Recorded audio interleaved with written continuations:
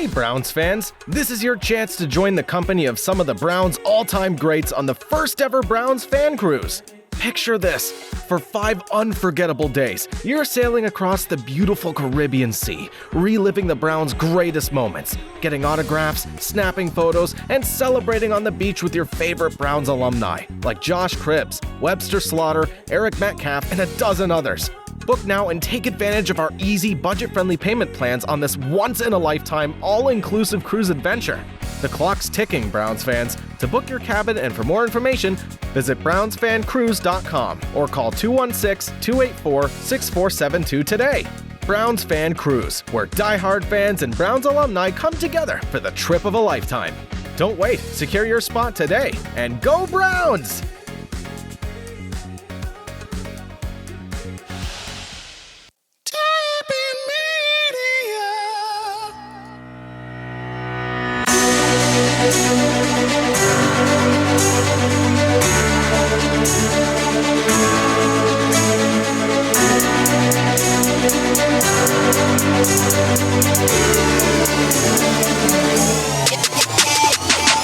It's time for the Burning River Sportscast. Don't worry, friends, we knew it'd be back. That feeling when too many things are going just right, just a little too long, when the anxiety sinks away and you're feeling like this is going to be another great week. And then, right on cue, 3rd and 3 happens. 2 minutes later, and everything you thought you knew, everything you thought you had, and everything you thought you wanted blows up right before your very eyes in the only way the Browns can. I've heard a lot of general anger and disappointment about the way this game ended. And my question to you, in all sincerity, is why? Look around you. How can you tempt fate? How can you cruise on bad decisions and unpreparedness? How long can you stare a problem in the face and not solve it and expect it not to bite you in the ass? Well, let me tell you, Cleveland, that burning mind, burning ass, burning when you have to pee, burning river feeling is your goddamn destiny. And you're the only one who can change it. And if you're not down with that, I got 3 words for you. Burning River Sportscast. How much does it cost you to get your oil changed? About $100. About $100 or so. It'd be like if you let a 4-year-old change your oil and you gave him $100 and you said, well, I paid him the going rate. Why did my car blow up? Why did he not do a good job? Why did he not do a good job? Yeah. Every 23 years for 23 days, he gets to feast. That was badass. Well, especially when hasn't Mark Henry. Mark Henry. Oh no, sexual chocolate is here. Ass. That's If you want one way to describe Desmond Ridder, ass. Why does this surprise any of us? I don't know. This is what they do. This is what this franchise has continued to put out for you every year since 1999. Whether it was the Learners, whether it was Jimmy and Dee Haslam, it doesn't matter. It's the same shit, different day, every year with this team. As soon as they walk into Berea, they forget all common sense, and this just turns into a shit show. It's like, how bad can we screw this up week in and week out? How can we frustrate people all over the city? How can we be the worst part of their week? Because we'll be back. Because we'll be back. Welcome into the Burning River Sportscast, presented by Tappan Media and brought to you by Seaside Events as the official cruise event provider of the Cleveland Browns and organizer of the Browns Fan Cruise. I'm Kenny Thunder, sick as a dog, joined as always by my former First Lady and the angriest man on the interwebs, Red Hot Ronnie Jams, and the big bone man on the board, the man with so much skin but only one big bone. Tell the people how it is. I cut my beard. I'm not very happy about it. Feels bad. All right. Back to Red Hot. 2 questions. Yo. Who have you been itching to talk to about the Cleveland Browns Fan Cruise, brought to you by Seaside Events as the official cruise event provider of the Cleveland Browns and organizer of the Browns Fan Cruise? Who has brought to you today this edition of the Burning River Sportscast? Any of the alumni that are coming with us, I'd probably say Dave Zastadil. That's a good choice. And number 2, if you were looking for the exclusive podcast brought to you by Seaside Events as the official cruise event provider of the Cleveland Browns and organizer of the Browns Fan Cruise, where would you find it? Yeah, oh man. Yeah. You can find, well, first of all, I cut my beard too, and it feels not right. But anyways, you can find our podcast wherever you get your podcasts. I'm talking Apple Podcast, Spotify, Stitcher, Google Podcasts, Amazon Music, Pandora, iHeartRadio, Pocket Cast, Castro, Good Pods, and so many more. And wow, I stumbled through that this week. That's not good, but not a good start to the show. But don't forget to subscribe on YouTube, the only place that you can find our video podcast. And check us out on Facebook, Instagram, TikTok. Our handles for all of those and YouTube is at Burning River Sportscast. And we are on X, the artist formerly known as Twitter, as well, with the handle at Burning River Pod. And while you're at it and on the interwebs, as you so kindly mentioned a moment ago, go ahead and check out our merchandise. You can find that at www.thetapinmedia.com/shop. We've got all kinds of stuff in the shop. The cruise line's there. The Chubb line's there. Cold weather gear is coming. Cold weather gear should probably be here. Yeah, it's cold now. I'll make sure I get on that. But make sure you check everything out in the store. We're constantly adding to it as time goes on. And as always is the case during Brown season, we have a big show for you today. Week 8 recap of the heartbreaking and incredibly frustrating loss to the Seattle Seahawks. An interview with the Northwest Tucson Browns backers. We've also got an interview with another Browns alumni that will be joining us on the Cleveland Browns fan cruise in the second half of the show. You already mentioned him. Well, I mentioned him because I wanted to talk to him, and now here we are talking to him. We're talking to him. Dave Zastadel. Hell yeah. He also happened to play for both teams that are playing this week, so that's pretty cool. That is interesting. And then finally, we have the Week 9 preview for that game against the Arizona Cardinals. That's some brilliant programming there. See what I did? So I hope you're wearing an extra pair of underwear because we're about to entertain the shit out of you. Wow. Now, let's start things off properly. Let's get into the Burning River news story of the week.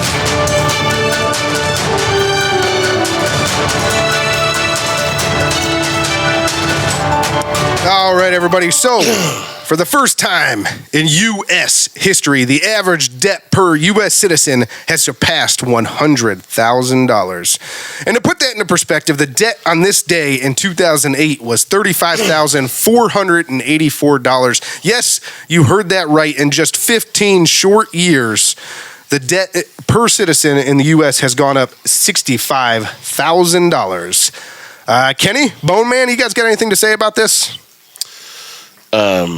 First off, yes. So first off, again, I am sick as a dog and dying. So I'm going to try to preserve my voice as much as I can and say as little as I can. Good luck. This is not the topic for you to say just a little bit about. Be as impactful as I can. $100,000. Are you fucking kidding me?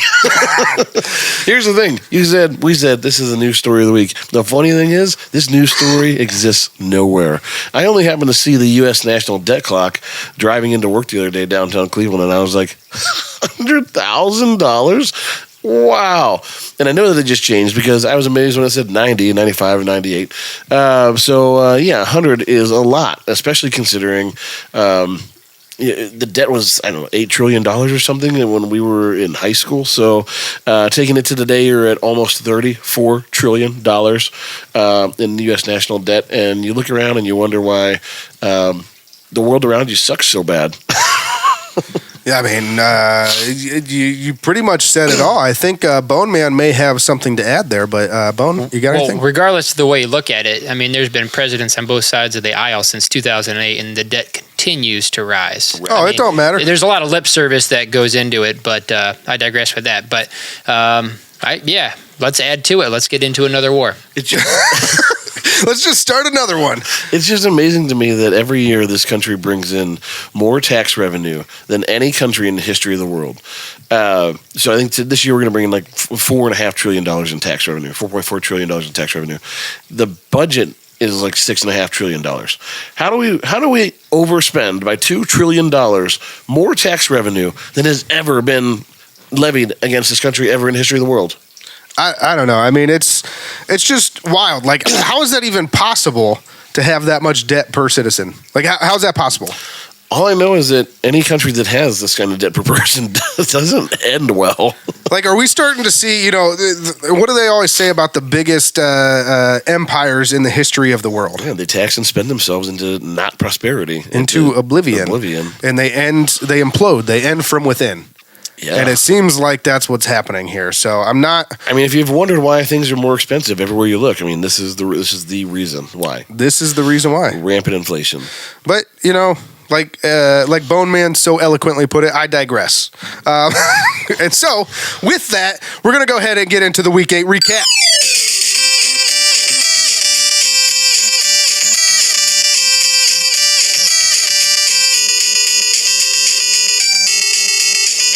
Okay, so the Cleveland Browns went into Seattle, and just when we think that maybe this Browns team is different, maybe, just maybe, this year's Browns team can get us over the hump, they remind us that nobody is better at stealing defeat from the jaws of victory than the Cleveland Browns. We lost this game 24-20 despite having a 20-17 lead with just... What was it? Just 2 minutes. About 2 minutes left. Yeah, I think it was with 2 minutes left. Yeah. And so let's start as we always do with our opponents. The Seattle Seahawks. Let's start with their offense. Geno Smith was 23 of 37 for 254 yards, 2 touchdowns, 2 interceptions, 2 carries for -3 yards, and then. He actually played pretty well. I thought Geno had a decent game. I mean, I know he threw 2 interceptions, but eye test. I'm talking eye test right now. I mean, just looking at it, he actually seemed like he had a decent game. He had a good start and a good finish, and everything, which are the most important parts of the game. Everything in between was kind of like very mediocre. But this is something I just kind of thought about. The way he got out of like sacks and just eluded our defenders reminded me of like Ben Roethlisberger, who just, you could not sack the dude in the pocket. He just somehow got out of it and made a play downfield. I felt like all game. Yeah, no, and that's a good point. There were several times throughout the game where I was like, dang, and he got away. So I'm with you there. But like I said, the most important parts of the game for a quarterback are the start and the finish, right? And that's what was so frustrating, because the pass rush was there. It wasn't like the defense played bad, so it was he just got out of it. Yep. So decent game out of Geno. Kenneth Walker III. This guy's name is cool. It's like your name mixed with my name. Luke Skywalker's name. Yeah.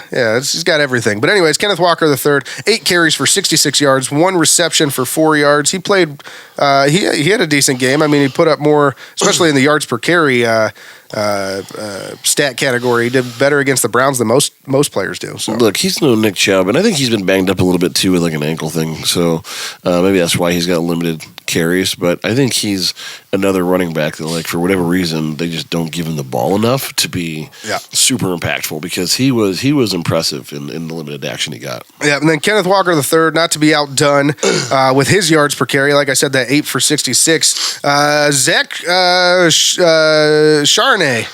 Is that how you say it? Sure. I thought on the radio they said Charbonnet, and I was like, ooh, Charmin. Samsonite. I was way off. But anyways, Zach Charbonnet, 5 carries for 53 yards, so apparently we had no answer for that guy. And then we'll just go down the line here with their receivers. Tyler Lockett, 8 receptions for 81 yards and a touchdown. I keep waiting for this guy to fall off. I just don't understand. And for whatever reason, even though DK is obviously the better receiver at this point, for whatever reason, the Browns have a ton of problems with Tyler Lockett every time we play them. It's frustrating for sure, but he's just ageless, and he's not, like you say, he's not the premier talent. Like, you don't go, who's the best wide receiver in the NFL? But this guy, Tyler Lockett. But this guy week in and week out puts up ridiculous production that like I said, she's waiting for him to fall off, and he's just there every year. Yeah, I'm sure if you got him in like the 4th, 5th round in fantasy, you're probably pretty happy right now. Well, yeah, he's probably one of your top performers. Next up, DK Metcalf, 5 receptions for 67 yards, and then Jackson Smith-Njigba, Ohio State boy. He finally found I think this was his first NFL touchdown. 3 receptions for 36 yards and a touchdown. So no better team to do it for. Or do it against than the team from your state that you came from as far as college. Not only that, it was basically a walk-off. I mean, 25 seconds on the clock. Or whatever, and then finally, Jake Bobo, which great names throughout this game. I just want to point that out. We got Charbonnet, we have Smith-Njigba, we got Bobo, and then that's not even mentioning some of these guys that they were just randomly rambling off on the broadcast. I was listening to this on the way home from Halloween festivities, and I was like, man, the names in this game are fantastic. But anyways, Jake Bobo, 2 receptions, 23 yards, 1 carry for 3 yards and a touchdown. So touchdowns all around apparently for their receivers, except for DK Metcalf. He was unable to find the end zone. Their defense, 3 sacks, 2 interceptions, 1 fumble recovery. So their defense played pretty well against us, but it's kind of hard not to when we're playing with, backup running backs, backup linemen, third string quarterback, you name it. We're not playing starters. Real quick before we jump on to the next thing. Just wanted to throw this out there. We talked about Tyler Lockett and how productive he's been. I think the stat came up at the beginning of this game that he's caught 35 balls for 350 or so yards, which is a decent pace, right, for about 1,000 yards for the season. Yeah, yep. This week, Tyreek Hill became the fastest player to 1,000 yards in the season. You know how I know you don't read the show notes? Let's move on. Well, this was before your show note even existed. This was my show note. Oh, fair. I mean, think about that for a second. 1,000 yards in 8 games. These guys are pacing 1,000 yards for a great season. He's got 1,000 yards in 8 games. Oh yeah, we'll talk about it. What the hell? We're having a whole conversation about that soon. Wild. That is wild. It's one of the craziest stats I ever heard. But like I said, their defense, Seahawks defense, 3 sacks, 2 interceptions, 1 fumble recovery. So they played well against our backups, basically. And then special teams, Jason Myers, 1 for 1 on his field goals and 3 for 3 extra points, which will take us to the Cleveland Browns. And I mentioned we are playing still our third string quarterback. We'll start with the offense. PJ Walker, 15 of 31 for 248 yards, 1 touchdown, 2 interceptions, 6 carries for 27 yards, and 1 fumble lost. Look. Here's the deal. I don't have anything against PJ Walker. I actually kind of like PJ Walker. I think he's played as tough as he possibly can. He was put in a terrible situation, and he's done the best that he possibly could. But here's the deal. PJ Walker is not that good of a quarterback. NFL standards, he's not very good. So, just why haven't we done more to bring in a veteran presence? I mean, this guy has he's like a turnover machine. I think he's averaging 3 turnovers a game. He finally had one this game that ended up costing us the game.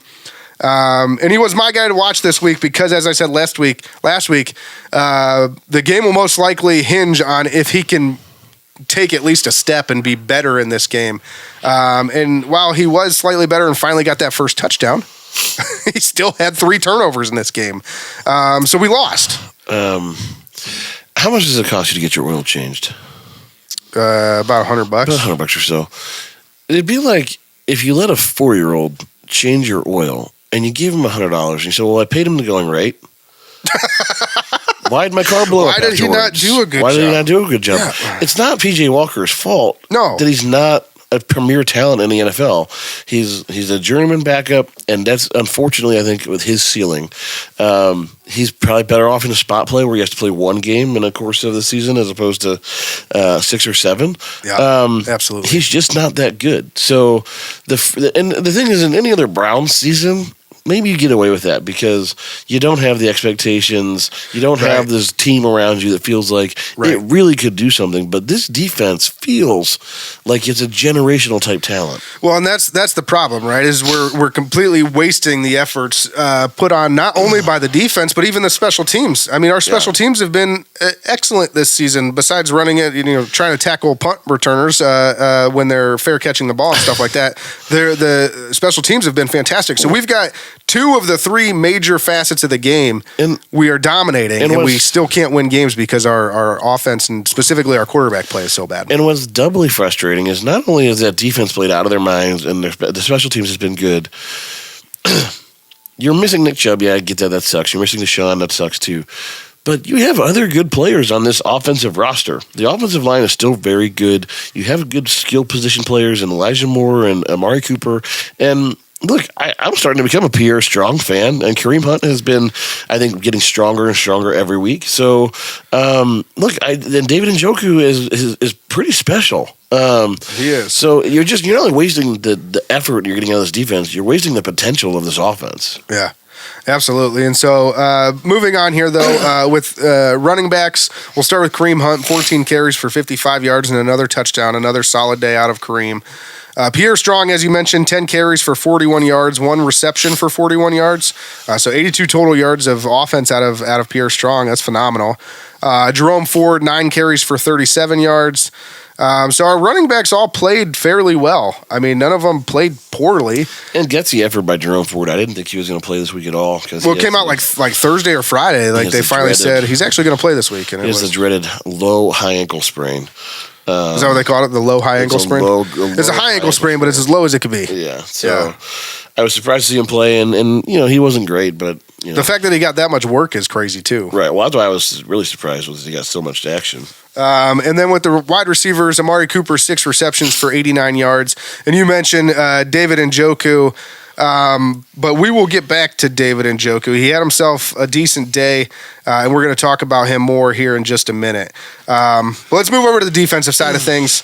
Another solid effort, although pretty unexciting in this one. I'll say, it wasn't anything like prior weeks, I will say. They took I wouldn't call it a step back because they didn't play bad, but they just, like every other week, I feel like I'm like, oh my God, this defense is so excited to watch. And this week it was just kind of like, yeah, they're doing their job.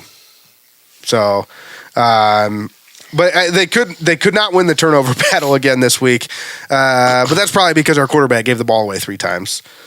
But I still saw defenders swarming, bodies still flying all over the place. So, well, yeah, I mean, the thing is, for 3 quarters and 13 minutes, this team really was in control of the game. They had a rough start at the very, very beginning. They went down 14 quick. Well, and I posit I give the defense props there. They were the main reason why we got back into it is because they just got stop after stop after stop. 100%. So. And then once they did, though, that team, this was a Browns game that I was watching. I'm going, Kevin Stefanski is going to pull this off with an XFL quarterback for a 3rd time in a row. I was confident about that. Yep. Until we got to that 3rd and 3.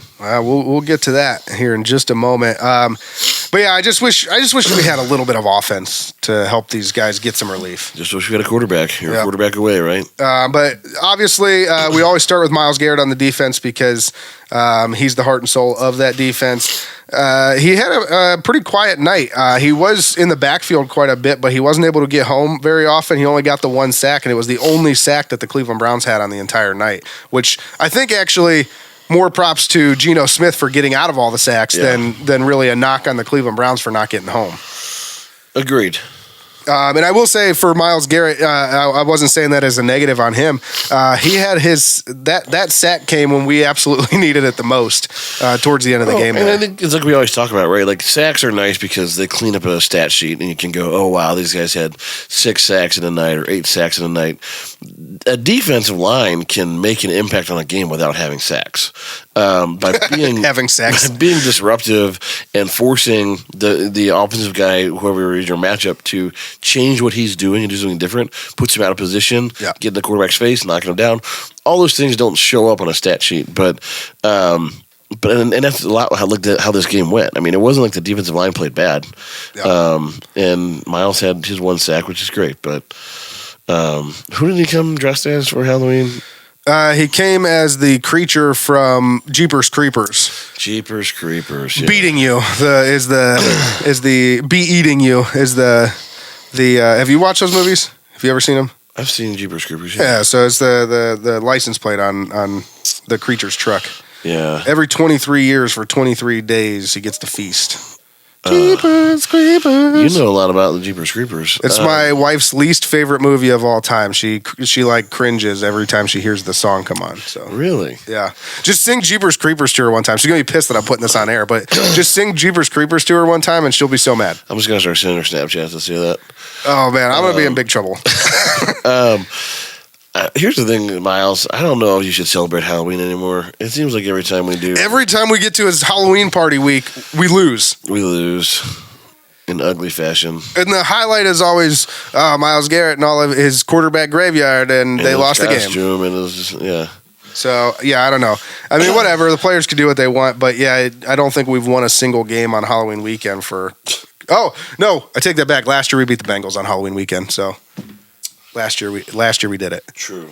But anyways, I digress. Mo Hurst, 1 interception in this game, which was pretty damn impressive. He got the ball batted down at the line and then turned around and ran back and dove and caught it. It was pretty agile for a defensive tackle there. Good guy. Yeah, I don't know how often they drop back. I mean, he was playing defensive tackle, wasn't he? Yeah. Like how often they drop back a defensive tackle, but that play call I don't was know that they actually called it like where he was dropping back in coverage. To me, it looked like he read the play and knew what it was and was like, hang on, I'm going to... I mean, if he did that, all props to him, but it seemed like he rushed. He almost faked a rush and then dropped back. But if he read the play and was like, I know this is going to be a crossing route, and I'm reading the quarterback's eyes, that was awesome. Phenomenal play. Nonetheless, regardless of if he was in coverage or not. And then MJ Emerson got another pick in this one. So I was one game off. I said he would have got another pick last week, and he ended up getting a pick in this game. So phenomenal job out of him. And the last two to highlight here on the defense, Grant Delpit, 6 tackles, was all over the place once again, and Juan Thornhill with 7 tackles of his own. So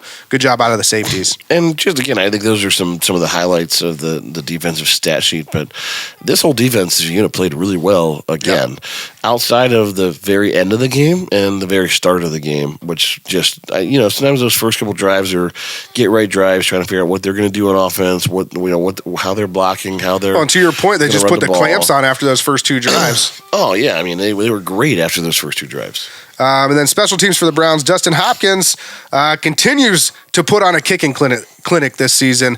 Perfect again in this one.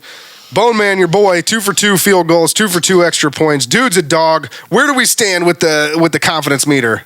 It's super high. He continues to be a stud, and I'm excited. Is this as excited as you've ever been?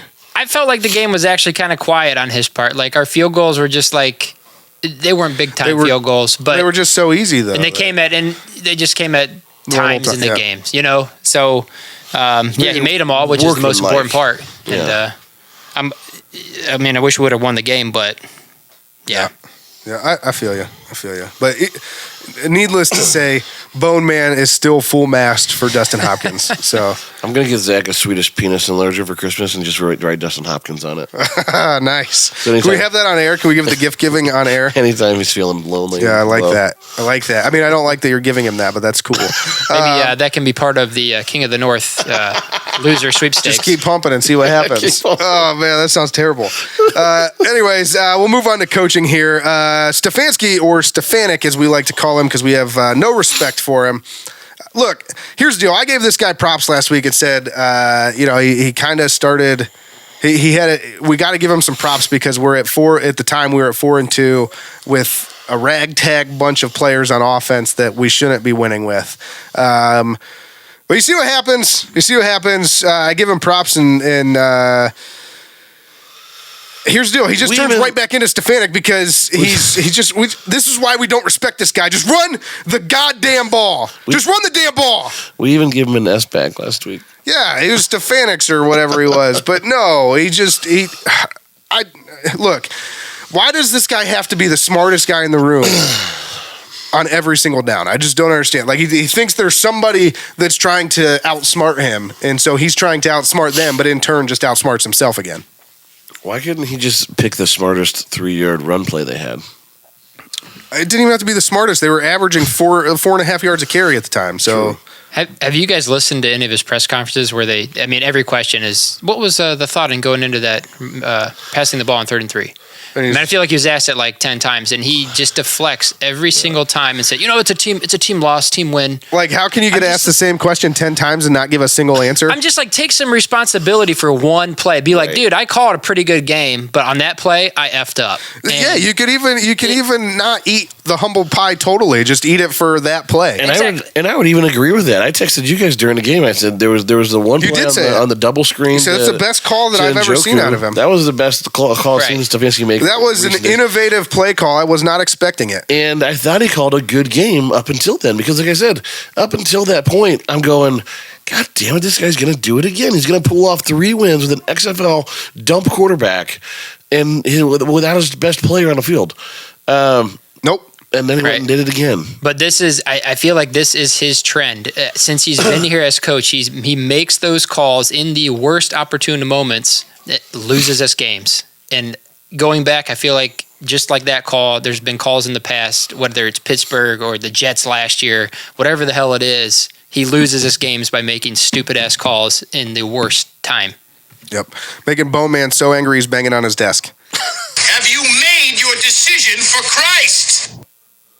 Yeah, and so, I just, you're exactly right, Bone. I mean, it's just really frustrating. It's always when the game is on the line. It's always when we need something, and it always goes wrong. And we almost win because of it. So I'm just getting really sick of it, and just a couple things I wanted to highlight in this game. We got to see the patented reverse for -6. That was a play in this game. You didn't. We already talked about it, but you didn't run the ball on 3rd and 3 when we're trying to run clock with a lead at the end of the game. Running backs are averaging 4.5 yards per carry. Worst case scenario, you take your good punter. Pin them back on the other side. One of the best punters in the NFL. With no timeouts. Pin them deep and give our defense a full field to work with. Right. But even before that, on that same drive, the running backs ran out of bounds 3 times. Or at least twice, I think it was. But still, what are you doing? Like, it's a drive under 4 minutes. The first thing you say when you go in the huddle, if you're Kevin Stefanik, is, hey, guys, if you're getting close to the sideline, just go down. The clock is more important than the yards right now, so just go down. And it just doesn't seem like he ever has that conversation, because this isn't the first time the running backs go out of bounds. Over and over and over again. Yeah, and it's just like it's simple stuff. Like, what are you doing? And why is your most experienced back, Kareem Hunt, on the bench in this situation? On 3rd and 3? Yeah, I mean, there's a lot of people out here that don't like this, and I saw actually a lot of support for Stefanik after the game, and you might not like our takes, and you might think we're wrong, but here's the deal. After the game, there was a crack in the armor of everybody being behind Kevin Stefanik and thinking that, or always having their coach's back and whatever. Kareem Hunt was actually asked about not getting a chance on 3rd and 3, and also his role down the stretch, and he said, and I quote, "I didn't get a chance the whole 4th quarter, so it's cool. I don't know. I just go and play my role. I feel like I could have helped win." Hunt's final touch, in case anyone was wondering, came with 3:36 left in the 3rd quarter. He didn't touch the ball from then until the game was over. Like, he didn't have a single touch the rest of the game, and all that with a QB3 behind center. So, what are you doing? I would have gambled with Kareem Hunt in the Wildcat on 3rd and 3. Right. After he had touched the ball for a whole quarter and said, whatever happens, happens, and I'll live with it. Right. But instead, we decided that we wanted to go with, we wanted to put the ball in PJ Walker's hand, XFL, a guy, again, that we have no problem with him personally, but he's just not that good of a quarterback. Like, he has no business running an NFL offense for an extended period of time, and that's the guy we go with when the game's on the line. You know who he is? Who? He's Willie Beeman. Steamin' Willie Beeman? Oh, man.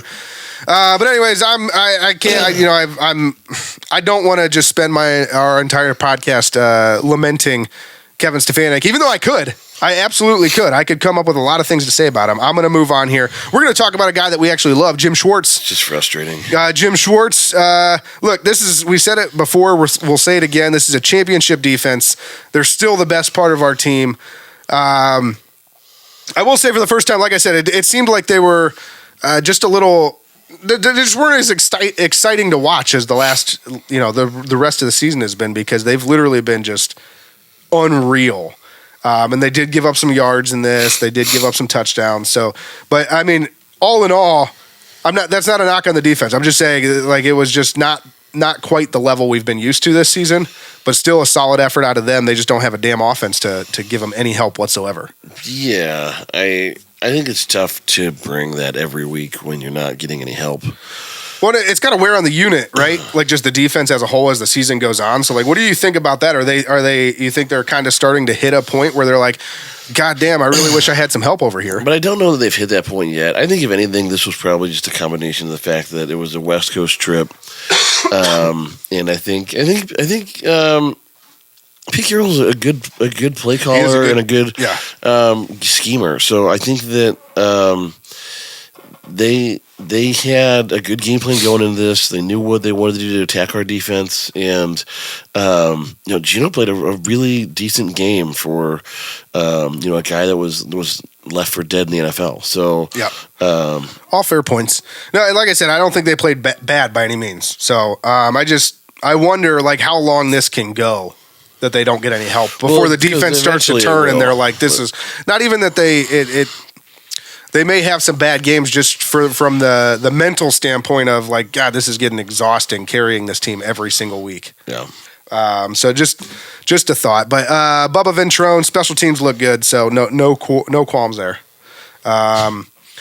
Overall, though, Cleveland total yards, Cleveland 385, Seattle 362. First downs, Cleveland 23, Seattle 17. Time of possession, Cleveland 36-40, Seattle 23-20. Don't know how you lose a game when you win the time of possession battle that lopsidedly. I don't think that's a word, but you know what I'm saying.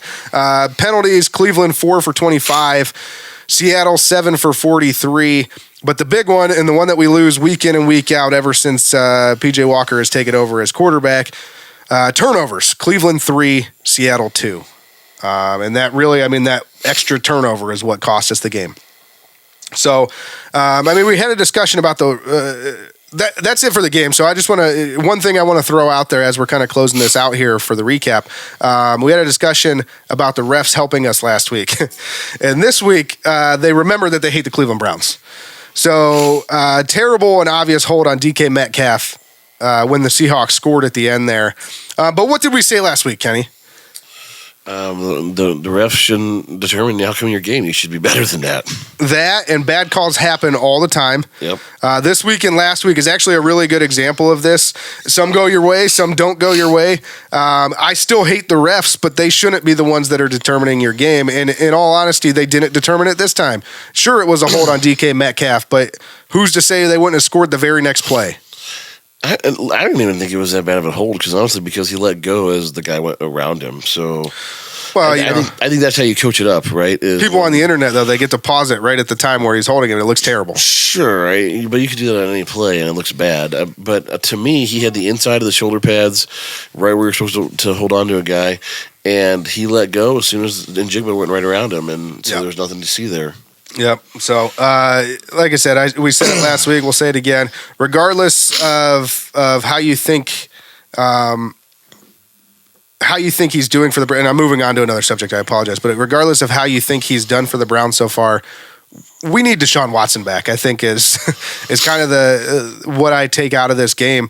And if he doesn't come back soon, the trade deadline we're recording on Monday. The trade deadline's tomorrow. You got to make a move.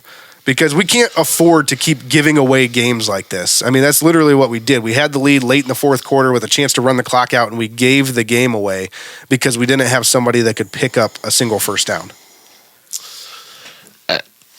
Look, I don't have anything else to say about this at this point, because if they don't make a move to go get someone to bring in to back up Deshaun for the rest of the season, what are they telling you as an organization? Well, what are the players thinking? What do you think to yourself as a player when you say, "Look, we literally have all the pieces right now. We just need somebody that can bridge the gap until Deshaun Watson comes back." And what's it say to you that they're not willing to give up a 6th-round pick and $3 million to make something happen?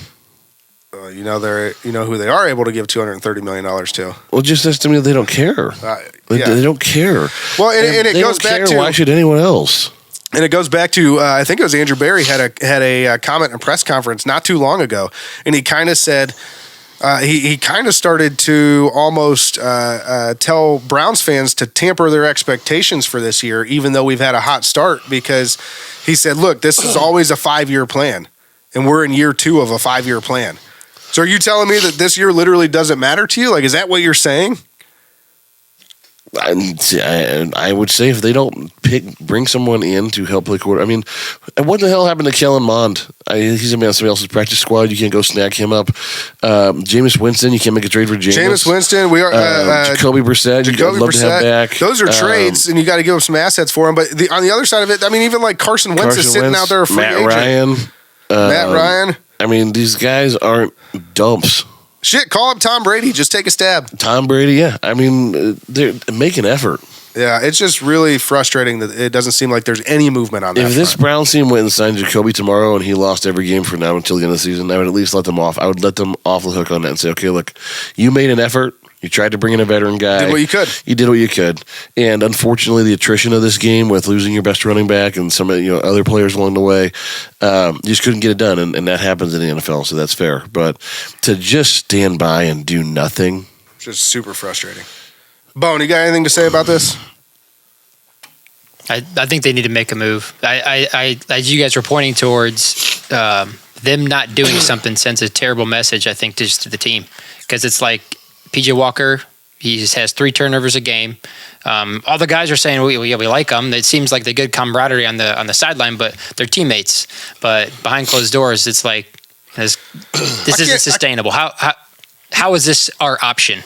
We talked to the Browns alumni, and they talk about their friends on the team and all the stuff that they went and did, like during the week or after the games or whatever. Like, I can't imagine the private conversations they're having about, like, God, we're really good, but we don't have a quarterback that can get us there.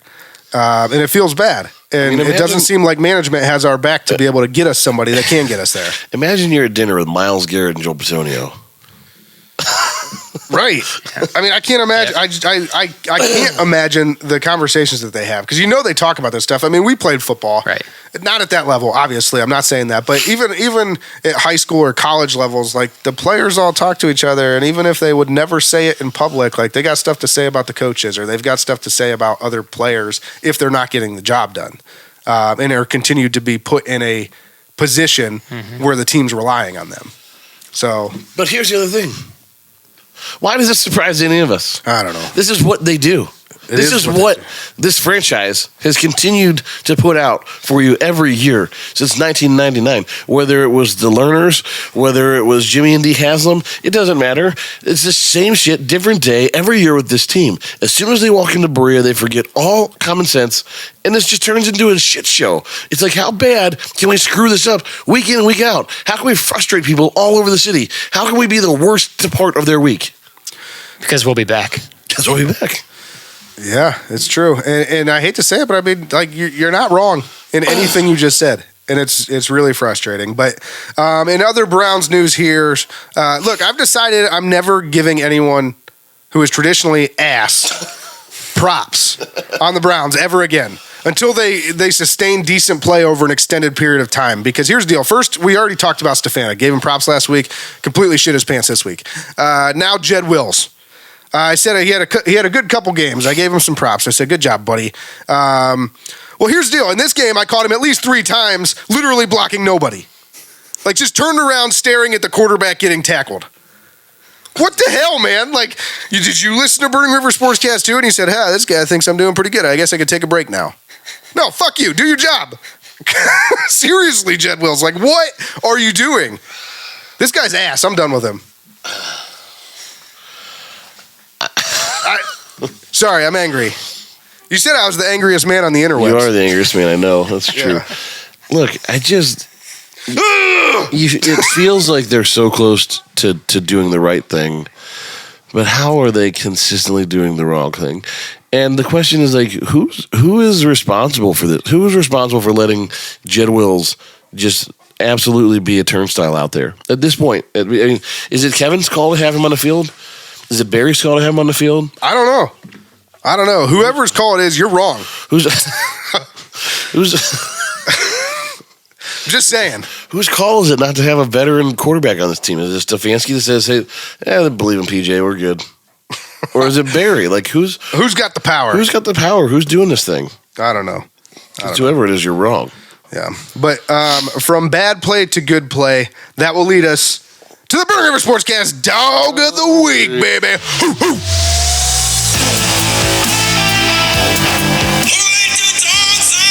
Doesn't matter, man. You got to play tough people in the National Football League. You got to be ready, and we got to be the dogs that we are every time we step on there on Sunday and be ready to attack and don't stop until we're in that locker room.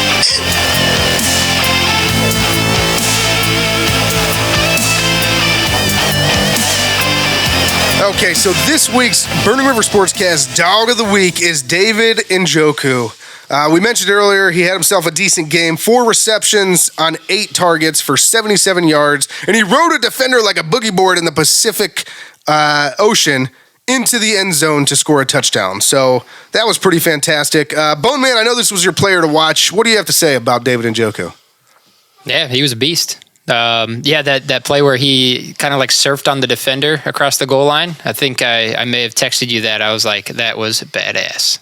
But you did. I mean, they set up some nice plays for him. Was that the tight end, or was that the seam down the middle when he scored, or was that the tight end screen? That was a seam down the middle. That was the play call that Kenny actually gave Kevin Stefanik props on. He said, "Oh my gosh, that was like the best play call I've ever seen from Kevin Stefanik." So yeah, he had a lot of nice yards after the catch, and people were having trouble bringing him down. He looks like a giant compared to some of these guys out there. Some of those secondary players. He does, and I'm not gonna lie. I stepped away for a minute. I didn't see if he actually got it back. Wasn't there a play where the defender intercepted it, and then he was able to almost knock the ball away and get a fumble recovery? He took it. He took it, but they said that even touching the ball at that point was down by contact. That's kind of what I feel. So I saw they started the replay, and I had to leave the room for a second. I was but he clean sweeped it. I was like, I think he's gonna. I think it's gonna go their way. But I was like, that's a fantastic play and a heads up play by him to be able to even make that close to where you have to review it. He was also wide open 3rd and 3. Well, that's a whole other story. But so yeah, David Njoku, the Burning River Sportscast Dog of the Week, and that will take us to the division roundup.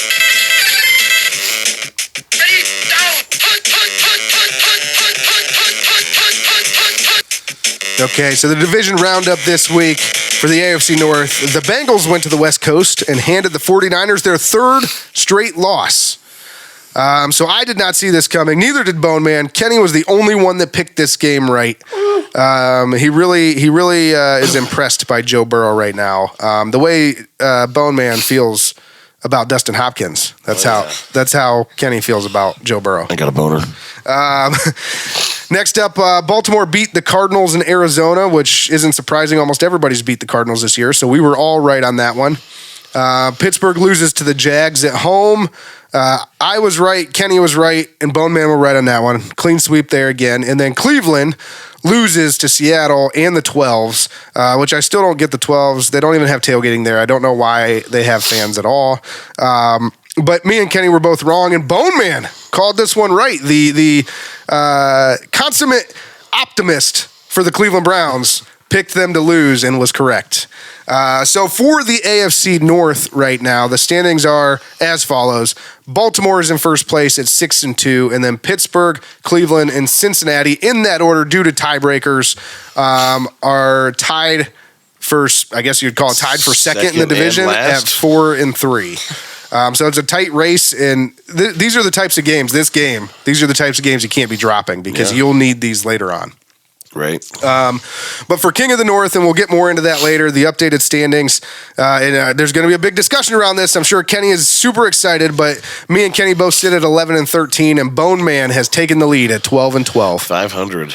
Nice. He got back there finally. But that'll take us to around the NFL.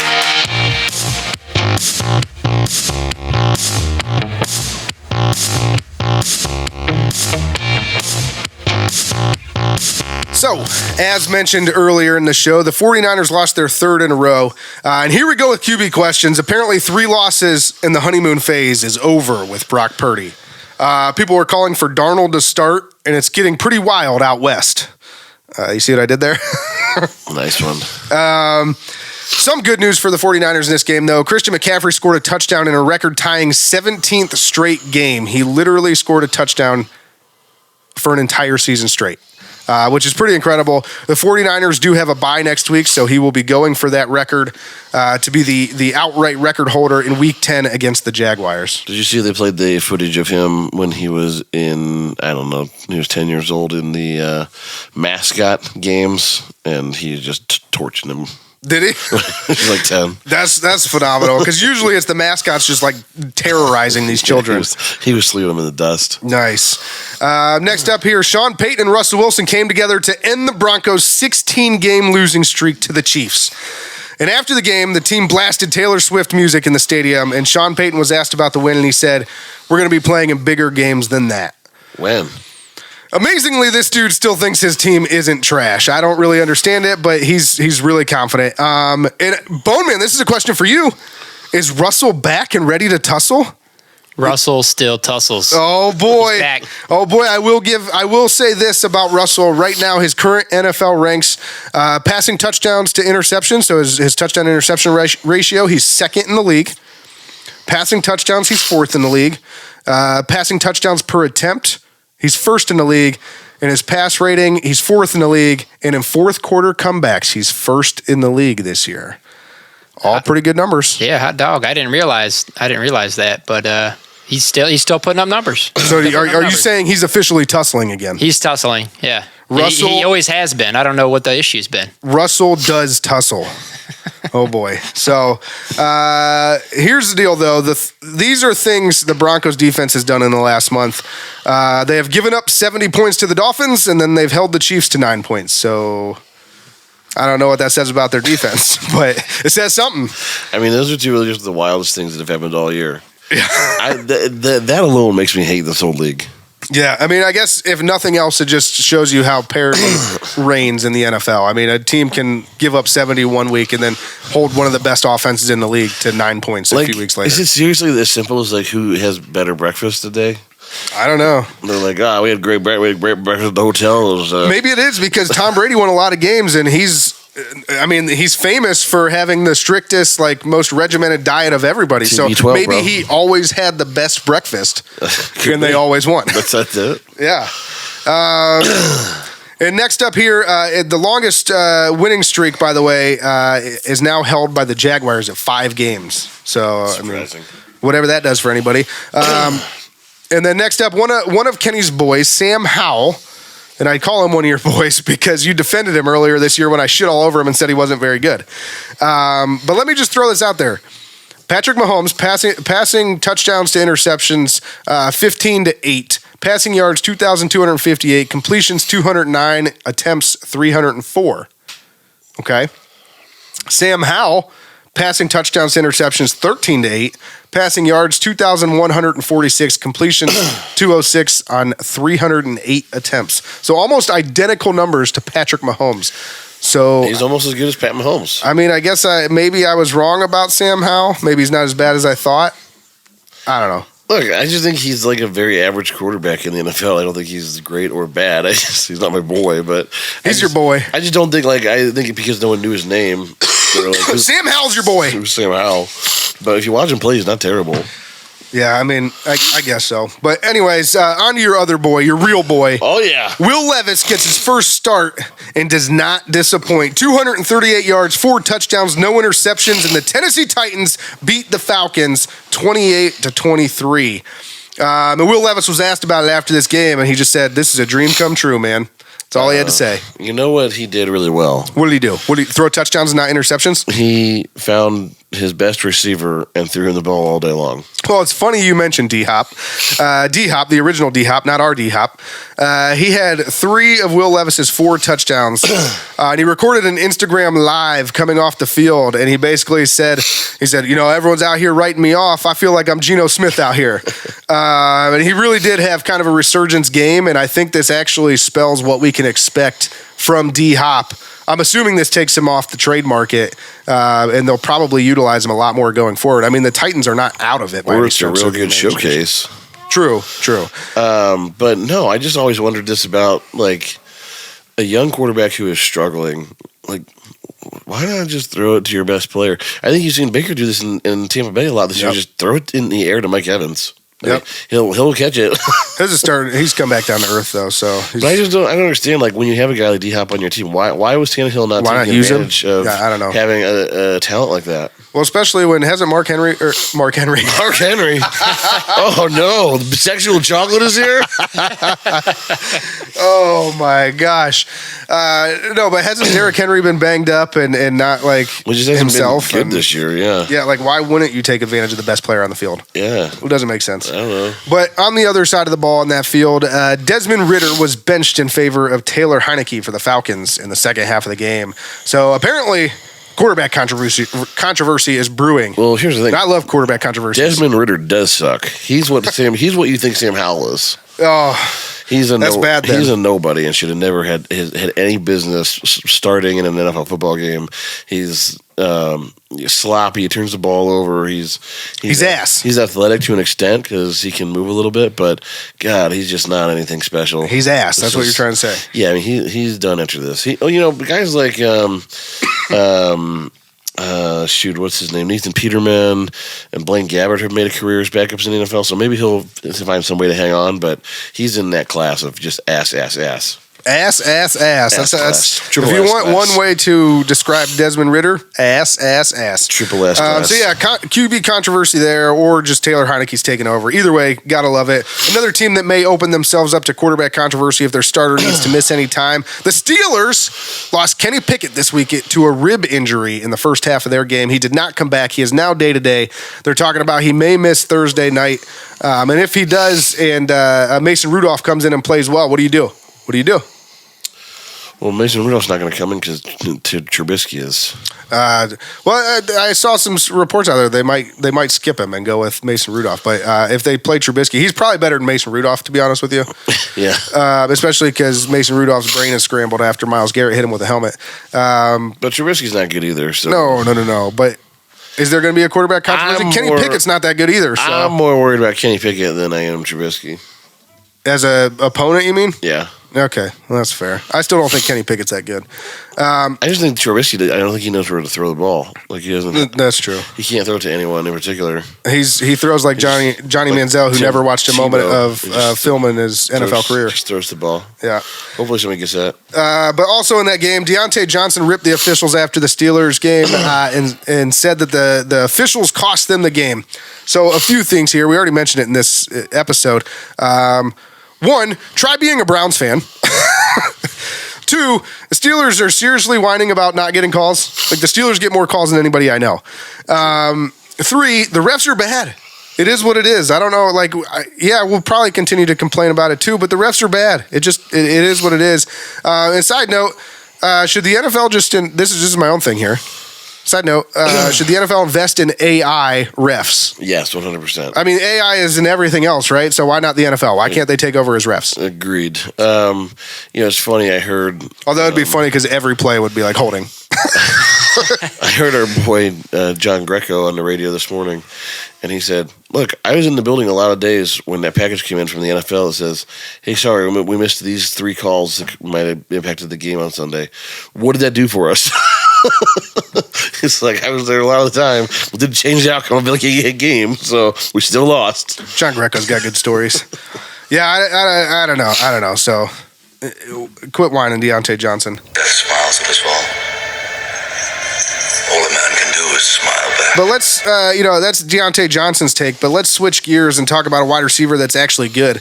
You mentioned him earlier in the show. Tyreek Hill surpassed the 1,000-yard mark in just the 8th game of the season. And when asked about it, he said, I've been calling my shot since I came in this league. So clearly a very humble man. But no, I mean, that's unbelievable. 1,000 yards in 8 games. I can't even comprehend that. The funny thing is, man, I just go back to like when he was first traded, and everybody was kind of like, "Well, how'd you go to the Dolphins?" And he came out and he says, Tua is the most accurate quarterback. Tua is more accurate than Pat Mahomes. And everybody was kind of like, "What are you doing?" But here we are. Well, I mean, I'm pretty sure the stats, if they don't back it up, they're pretty damn close in completion percentage. So, I mean, if Tua could stay healthy and not miss a bunch of time, his stats probably would be on par with where Pat's are. So, yep. Tyreek called for a 2,000-yard season. He did. Didn't he? At the beginning of the year? Yep. That's why he was talking about calling a shot. That's specifically what they were asking him about. Like, you're on pace. Yeah. So you're actually ahead of pace. So. But yeah, besides that, I mean, injuries everywhere this week. No. We already mentioned Kenny Pickett. Minkah Fitzpatrick also left that game and may have to miss some time with a hamstring injury. Kirk Cousins done for the season with a torn Achilles. Feels bad. He was having a good season. He was. His team was not, but he was putting up a lot of yards because they had to lean on him. One of the best seasons of his career. Who's their backup? Is any? I don't even know. I have no idea. It's Shoot. I don't make it a point to follow the Minnesota Vikings. Right. So. I know who it is though, but I can't think of his name. I'll look it up. I'll get back to you guys. Yeah, you're the board man. Yeah, what are you doing? You're the board man. Patriots top wide receiver Kendrick Bourne, who is having a decent season, done for the year with a torn ACL. Falcons star defensive end Grady Jarrett, done for the season, torn ACL. Rams QB Matthew Stafford had to leave the game with a thumb injury and did not come back. He's been diagnosed with a UCL sprain. They're hopeful they can get him back next week, but with that diagnosis, I don't know that that's going to happen. If it does, he's definitely not going to be at 100%. How much longer is Matt Stafford's leash there in L.A.? I mean, he's kind of an older guy anyway when they made the trade for him. They won the Super Bowl. They got what they wanted. He should have retired. He's kind of been injury-prone the last 2 years. He should have retired. Did you see his wife got into an argument with the rapper that brought strippers to the game? Yes, I do like his wife. Yeah, she blasted the rapper on Blueface. So yeah, Blueface on social media because he brought strippers into the game and was throwing dollar bills at him while they were performing. And she was like, "Come on," and he was like, "Who are you? I don't care." It was his birthday. Yeah. If that was my birthday, that's what I would do. But anyways, so there, like I said, he has an injured thumb, injured UCL. Hoping they can get him back soon. And then anyone that played in the New York Giants versus Jets game seemed to get hurt. Tyrod Taylor ended up getting taken to the hospital with a rib injury. Darren Waller may have to miss some time with a hamstring injury. Multiple linemen went out in this game. I think they were down to their fourth string center or something. What was the deal with Tyrod? Because I was watching a good bit of this game and I missed the injury that happened, but then they came on a half hour later and they were he's been taken to the hospital, which seems odd in the middle of a game. It was a rib injury and there was some swelling and some other stuff going on. Puncture his lung? No, it was. He actually didn't end up breaking anything, but it was really deep bruised to where he was having trouble breathing and some other things, and they took him to the hospital for. From what I understood, at least reading this morning, it was more of an evaluation thing overnight to make sure there was no complications. All right. I mean, I guess it's easier to get to the hospital during the game than after the game. Yeah. Did anyone see any of the Giants? I know you mentioned you just watched some of it, but did you watch the Giants game at all? Yeah, it was really ass. The Giants had -9 net passing yards in this game. They had some guy named DeVito out there. -9 net passing yards. Do you guys know who quarterback 15 DeVito is? No team has had fewer yards since 2000. Fewer passing yards. They were playing some guy named DeVito. I don't know. Danny DeVito was playing for him. I don't know. He looked like he was 150 pounds. Speaking of that, Minnesota is playing some guy named Jaron Hall. He's a rookie out of BYU. Of course, that guy. Yeah, everybody knows his name. No, but yeah, the Giants had the least passing yards since 2000. I don't even know how that's that's hard to fathom for me. -9 net passing yards. Lots of sacks. How are they worse than the Browns? I don't know. But even with that, this is the more impressive part. The Giants were up 10-7 with 28 seconds left in the game. But don't worry, they found a way to lose and lost to the Jets in this one. So that was pretty crazy. And I will say, throwback jerseys this year, changing gears, throwback jerseys, not this year, this week. 3-0 this week. Seahawks, Dolphins, and Titans, who wore the Oilers jerseys, which were dope ass. Which there was quite a bit of conversation about this week with TJ Watt. Kind of a travesty that the Titans own the rights to those jerseys and that the city of Houston doesn't. There's no history there in Nashville for the Oilers. Yet everything that is Houston and what was that team and that community, it should be the still Texans there in Houston, because the Texans have a team now. It's kind of Luckily, I'm glad the Browns were able to figure all that out and keep our history here and not in Baltimore. 100%.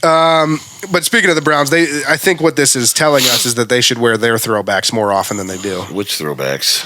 The ones we have this year, the all whites. Are those throwbacks though? Those are modern, they're almost like Color Rush. No, the white ones are literally they are the same exact jerseys that they had back in the 60s. I know, but they're like Color Rush though. They're a very modern look.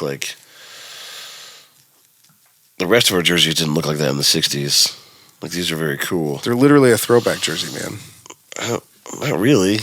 I don't think they list them as a throwback jersey. I don't even think they had them. No, I think they listed as an alternate. They didn't even have an orange stripe on them in the 60s.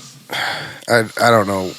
They only spray painted them orange because they couldn't tell the ball because the ball looked white on TV and so did the helmets. I don't even know what to say to you right now. But anyways, what I learned this week basically is playing football is dangerous. Lots of injuries. Oh yeah. So that'll do it for our trip around the NFL. Kenny, would you like to talk to another Browns Packers chapter? Fuck yeah. Okay, he's excited. So something that we started doing this year is our Browns backers interview series. What we wanted to do is highlight Browns backers from across the country and across the world.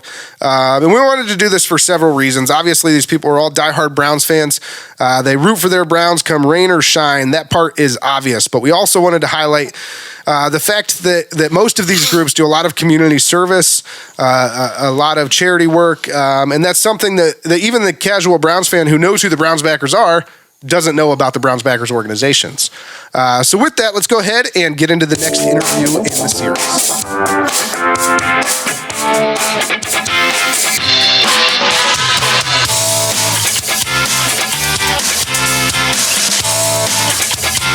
Powered by Riverside FM.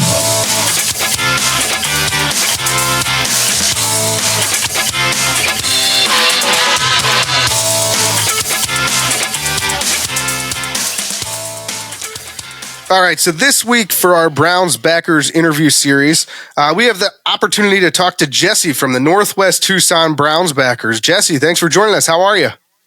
I'm doing great. Thanks, guys. Good to be here. Yeah, I know everybody's busy, so thanks for taking the time. So go ahead and tell us a little bit about your chapter. All right, I run the Northwest Tucson Browns Backers Club. There are 2 clubs in Tucson, Arizona. I have the one on the northwest side. There's another one on the other side of town. They used to be one big club, and the former president had moved back home to Ohio to take care of his family. So we each location drifted to become their own club, and that happens to be mine on the northwest side. Okay, and when were you guys established? Because it sounds like there's probably the Tucson backers, and then you guys.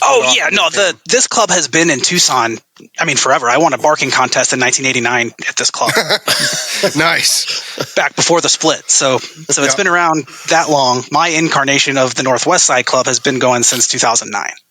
Okay, cool. Nice. And what's your guys' numbers? Like, how many members do you have there? Okay, my club, I've got about 75, give or take. The other club in town is bigger. They have 150, maybe. Okay, nice. So collectively in Tucson there, we're up over, right around 225 members. So that's pretty solid. Oh, yeah. Browns fans travel, man. We are everywhere. We are indeed. And what is the viewing location for the Northwest Tucson Browns backers? We're at Native Grill and Wings on the northwest side of town, Cortero and I-10.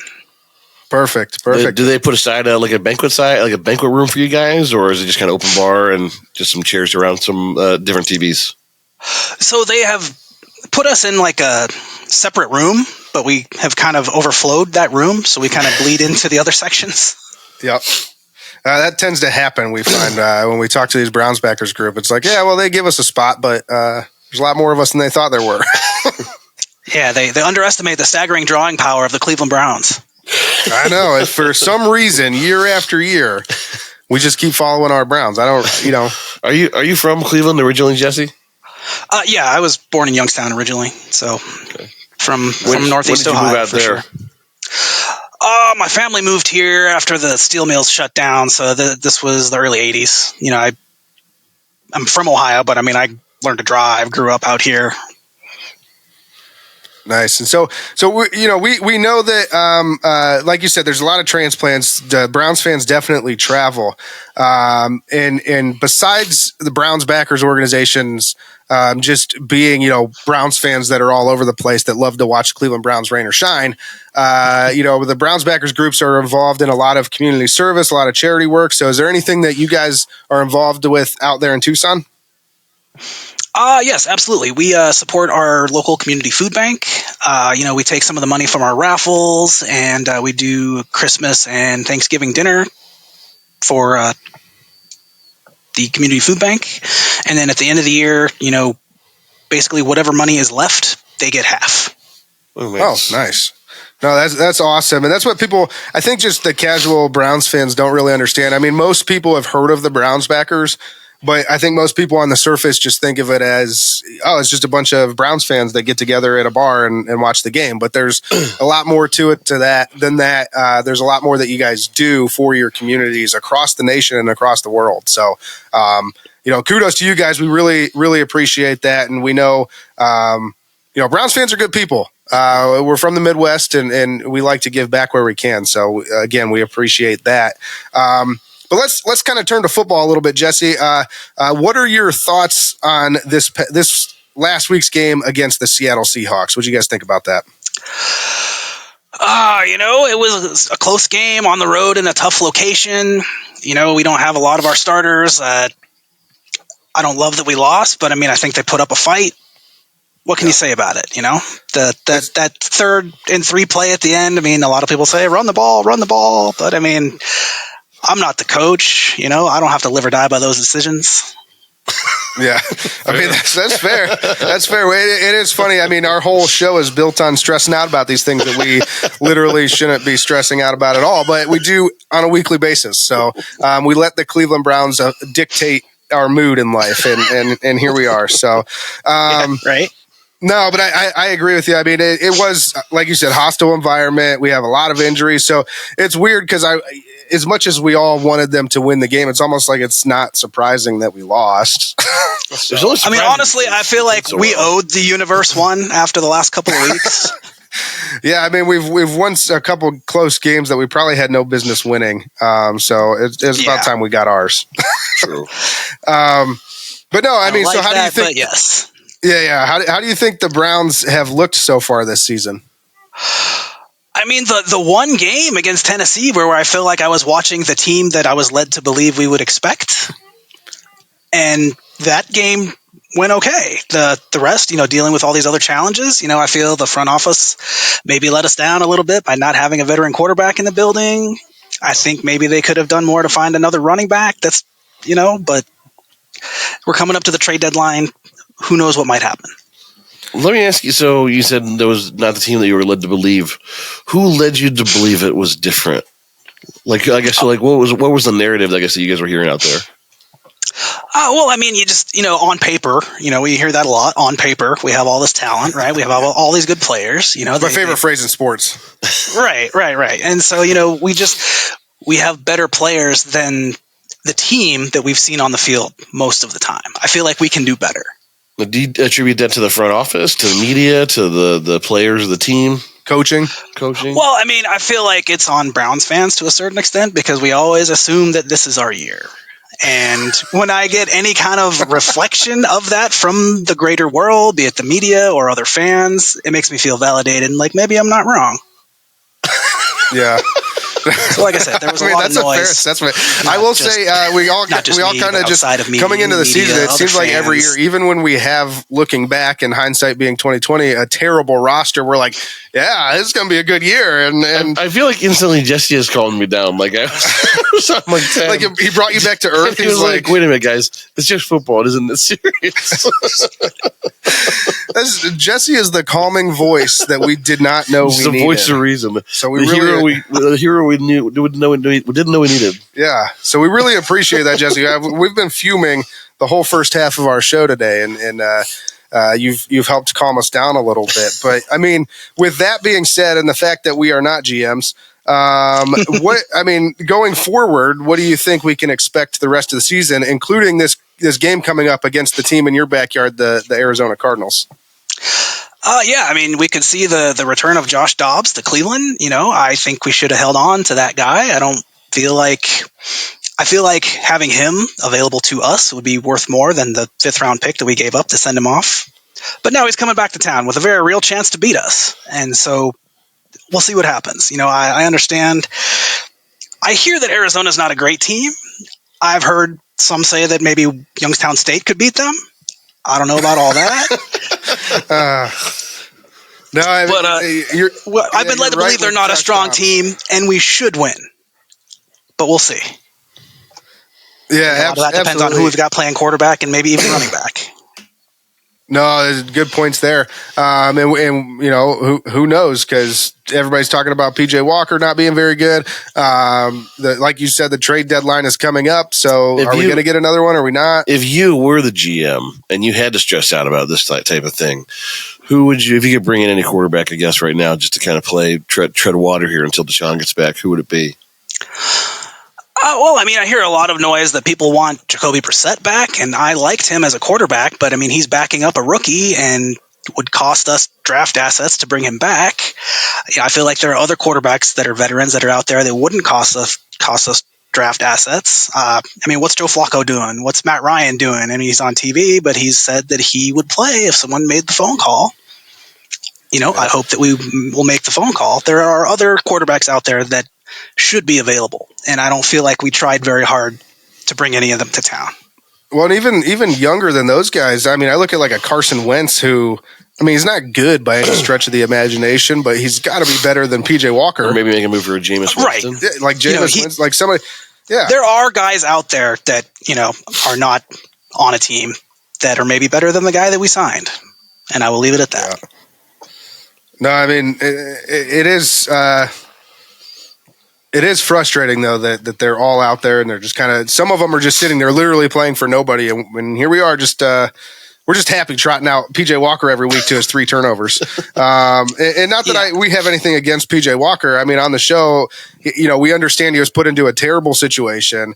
He was brought to the team and then immediately told to start, 4 days after he got here. So it's not been an easy road for PJ Walker, and he seems like an okay guy, but he's just not very good at quarterback. And so, we need some help there, and it's distressing that we haven't done something about it. But can we take a quick step back? So were you guys all together when the Pittsburgh game came on? Were you guys watching that week? Yeah, that was a tough one, man. We should have won. What was the reaction, I guess, just in general when Nick Chubb went down? Oh man, not only do we like him as a player, but he's like the lifeblood, like the driving force of this team and the offense. And just when he went down, it's like the air went out of the room. Really. Yeah, no, it really was, and I think it was devastating for all Browns fans. I think just to get over the fact that he was hurt, and the realization, he's definitely done for the season after you see the hit, obviously. When it took us a full week to get over it. Part of what you do, that's tough all the way around. Yeah, but it took us like a full week, if not longer, to get over it. We were like, oh, it's just so depressing coming back to the Browns every day knowing that Nick Chubb isn't going to be there. It's true. I wish it was a bad dream. Yeah. That's what I kept saying. For sure. And so, real quick, back to your guys' chapter here. Do you guys have any events coming up that you guys are looking forward to or that you're putting on? Like I said, we meet for the games every week. I tend to do little prize raffle, some announcing, that kind of stuff. We don't usually do a big event until the off season, and we will have our get together usually before the Super Bowl. Awesome. So is most of your charity revenue driven just by events during the Browns games, or do you do any other activities, I guess, to try and drive any kind of revenue for that? Or is it pretty much primarily just what you guys collect during the games? It's primarily during the games. I kind of run this club by myself. There's not an extended staff of people that I can rely on to, call and bother businesses to donate things or, that kind of stuff. I want to get to that point. Yes, we do sell. We have our club T-shirts, and from our website, NW-TucsonBrownsBackers.com, there is a link to the merch store, and people can go on there and just buy T-shirts, hoodies, coffee cups, that kind of stuff. Do they wear a lot of hoodies in Arizona? I have tons, but I rarely get to wear them. I went back to Ohio for a wedding not long ago, and I took all my hoodies because I would finally get to put them on. Thank God. Yeah. Oh man, no. But listen. So if anybody else out there is kind of thinking about joining a Browns Backers chapter, if they've moved away from Ohio and are looking for those like-minded individuals, what would you say to somebody that's thinking about joining? Definitely join. Go on clevelandbrowns.com/fans, and they have links to all the fan stuff, including the Browns Backers, the Backer Tracker, where you can go and find a club located near wherever you happen to live. I think we have them in 172 countries or something like that. There's bound to be one close by. Yeah, I know. I was visiting Ireland earlier this season, and there's I know that there's a Dublin Browns Backers group, but I'm pretty sure there was 3 other ones just in Ireland. And I was like, geez, we're literally everywhere. Yeah, there's a couple in the UK. There's one in Germany. All over the place.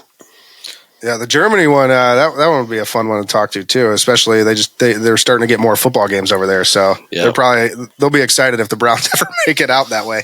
But no, listen, Jesse. Hey, it's been fantastic talking to you. I mean, what can we say? You guys, like I said, the Browns backers are always out there doing great things, not just rooting for the Browns, which is phenomenal in itself, but doing great things for their community. So I'm sure Tucson really appreciates what you do. The food bank out there. Probably really appreciates what you do. So, we appreciate you being on the show. We loved having you. And we look forward to... do you have a score for this week? Oh, yeah, I forgot to ask you. That's an important one. What's your score prediction for this week's game? Let's see. I will say 27-17 Browns. Nice. I like that. Book it. Yeah, if you get it right, we'll have to give you a shout out on our social media. I know the girl from the who do we talk to? Jessica from Seattle Browns backers last week got the score right, but it was the wrong way. So yeah, so we'll give you a shout out if you get the score right. But thanks for joining us. Like I said, we know that your time is valuable, so thanks for taking a little bit of it and joining us on the show. Yeah, sure thing, guys. Have a good day. Take it easy. Awesome. Go Browns. Yes, sir.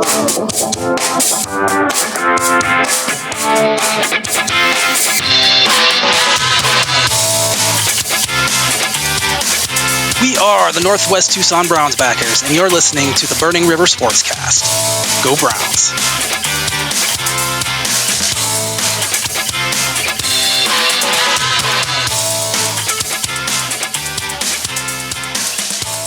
Good talking to Jesse out there, huh? I gotta get me an Arizona hoodie. Yeah, I think what we should start doing is just because all of these funds go to like charitable causes, we should just start buying merch from every single Browns backers group. We could actually do this retroactively. We'll go back and buy merchandise from all the Browns backers that maybe we'll put it on a wall somewhere. Yeah, we are getting a new studio soon, so yes. Keep an eye out for that. This studio is going away. It's going away. It's going away. It's going to be gone soon. But that'll take us to the Burning River Sportscast Hot Take Hotline. Kenny's down. He wasn't able to get the same excitement that we usually get out of it. Zach, you do me this time. Boom. Talk about the Hot Take Hotline. Don't forget to call and leave your hot takes on the Hot Take Hotline. Remember, these are hot takes. We want hot takes. We want hot takes. We want hot takes. That might have been the best one we've done so far. We want hot takes. You heard it here first. So 330-227-8080. Boom. 330-227-8080. 330-227-8080. Call now. Operators are not standing by. Nice. Perfect. He nailed it. And guys, guess what? It's time. It's time for a quick revenue break. So yeah, we're gonna profit break. Yeah, we're gonna take that quick break, and then we'll get back here to talk to Browns alum Browns alum Dave Zastudil, and then preview the Week 9 matchup against his former team, the Arizona Cardinals. Yes. Oh, I guess I'm doing this right now. Towpath Distillery. Towpath Distillery, an award-winning craft distillery located in Akron, Ohio. Towpath Distillery focuses on high-quality spirits carefully made in small batches. Towpath's lineup includes an ultra-smooth, award-winning premium vodka, a small batch silver rum made from the highest-grade molasses, an American craft gin made with 9 botanicals, and a blended straight bourbon made from corn and rye. Towpath Distillery, now available locally and in 44 states. Visit towpath-distillery.com to place your order online or find an OHLQ retailer near you. Towpath Distillery, handcrafted, award-winning, small batch, local, and family-owned. All Cleveland Coffee. All Cleveland Coffee is a coffee company that launched earlier this year in Cleveland, as the name would suggest. Founded by Browns legend and Hall of Famer Joe Thomas and 6-time heavyweight champion of the world in the UFC, Stipe Miocic, along with a team of several other brilliant Clevelanders. All Cleveland Coffee is on a mission to give 1 million meals back to the community through an official partnership with the Greater Cleveland Food Bank. How will they do this, you ask? With every bag purchased, 3 meals get donated to the food bank.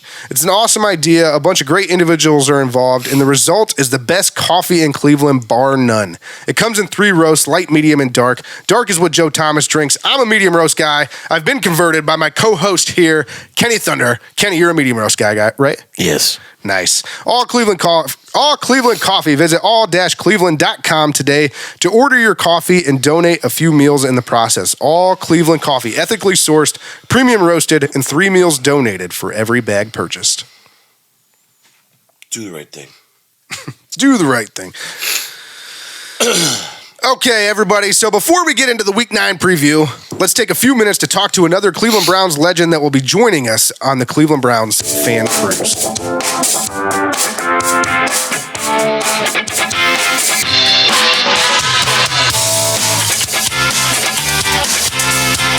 Powered by Riverside FM.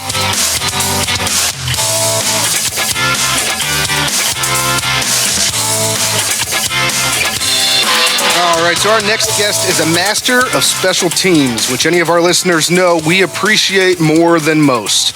Born and raised in Northeast Ohio and resides here still, his career statistics include 869 punts for 38,016 yards. That's 43.7 yard average, in case you were wondering. 285 punts inside the 20. And NFL records include most punting yards in a season, 5,209 in 2012. And in that same year, he had the most punts inside the 20 in a season with 46. But let's let him tell you about it himself. Please welcome one of the punting greats, Dave Zastadale. Yeah. Dave, how are you? Hey, I'm doing good, guys. Thanks for having me on. Yeah, no problem. Thanks for taking the time to join us here. Now, before we get to some of the questions that we have for you and about you yourself, we want to talk about a big event that we have coming up that you'll be attending with us this spring. I'm talking, of course, about the Cleveland Browns Fan Cruise in March of 2024. It is confirmed you'll be there kicking punts off the back of the ship to the trained orca whales that SeaWorld has released into the wild. All right, maybe that's not happening, but still, you'll be there. You'll be having fun with us. We are emceeing events on the cruise. We'll be on the cruise, kind of hosting everything, and we can't wait to join you. So can you tell our listeners a little bit about the Cleveland Browns Fan Cruise?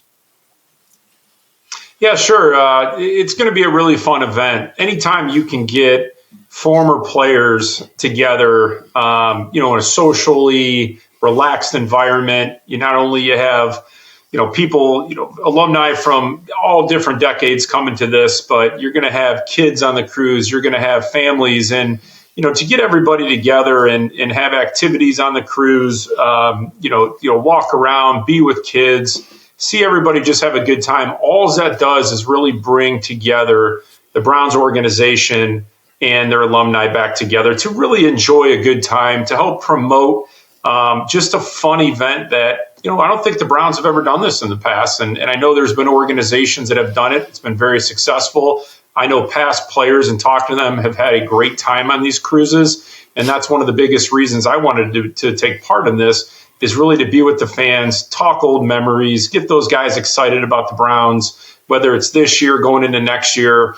It's truly going to be fun, and it takes place in March. And if you haven't gotten a ticket or tickets are still left, come aboard. We'll have a good time. Absolutely. Couldn't have said it better myself. Everybody's definitely excited about this, and we will come back to the Fan Cruise and talk about that a little bit more. But while we have you on the program, we want to talk about you. So let's get into your story a little bit. I know that, like I said in the opening here, born and raised in Ohio. Where'd you go to high school? So I went to Bay Village High School, about 20 minutes west of Cleveland. For nice. Maybe there's some people that aren't familiar with the area, but yeah, I went there. Graduated in 1997. I was born and raised. I know, everyone always talks about St. Ignatius and St. Ed's around here, the big football programs, but we had a great senior class, and grew up playing with those kids, and I wanted to see what we could do, and had a great high school career. One of the best, probably the best moments of your life is Friday Under the Lights. No matter what era you play in, what level you play in, you can't beat Friday Night Lights. It's funny that you say that. We were literally just talking about that before we started recording here. My board man and I were saying, if we could just live our lives and have our adult lives, but also play high school football and feel like you felt after a high school football game and not be hurting real bad afterwards, It'd be like the greatest thing that could ever happen. Yeah, and then we wish our bodies now felt like they did back when we were 18. Unfortunately, that's not the case. No. We did an alumni game for our high school. It was probably, 5-10 years after we graduated. And I felt like I got hit by a truck the entire next day. That wasn't fun. God bless you guys. I don't know if I could do that, but. Yeah. Were you a specialist all the way through high school, or did you dabble in and try and play other positions? Yeah, so I was fortunate enough to get an opportunity to start at quarterback my sophomore year. And so I played quarterback sophomore, junior, senior year. The head coach one time, he didn't have a punter, and he says, hey, guys, line up on the side of the field. And on the other side of the Bay practice field, we have a bunch of trees. And there's about 4 or 5 of us. And he said, whoever can kick that ball farthest, you're my punter. I mean, it was really that simple. So I think I was the last to go, and everybody got it just across around 52, 53 yards away. And I think my punt went like up in the trees. So he says, Zassel, you're my guy. And so when I was in high school, I punted, was a quarterback. And then my senior year, I became the place kicker as well.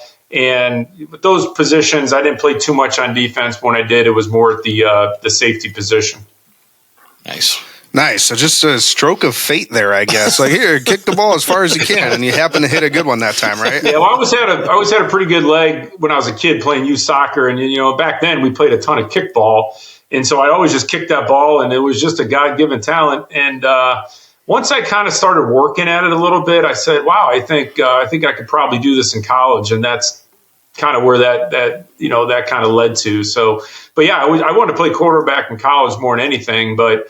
I was only good enough to play Division I as a punter, so I took that route.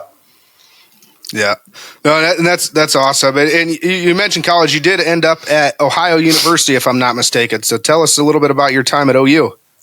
Yeah, so I went on a couple of recruiting trips. I was recruited heavily by the Mid-American Conference. A lot of the big schools back then, Ohio State's, the world, the West Virginias in the world, if you're looking at a couple big-time schools I was recruited by, they want you to come on and walk on because they get everybody that wants to play there. So they get 10 or 11 punters, and then you compete, and then you're a preferred walk-on.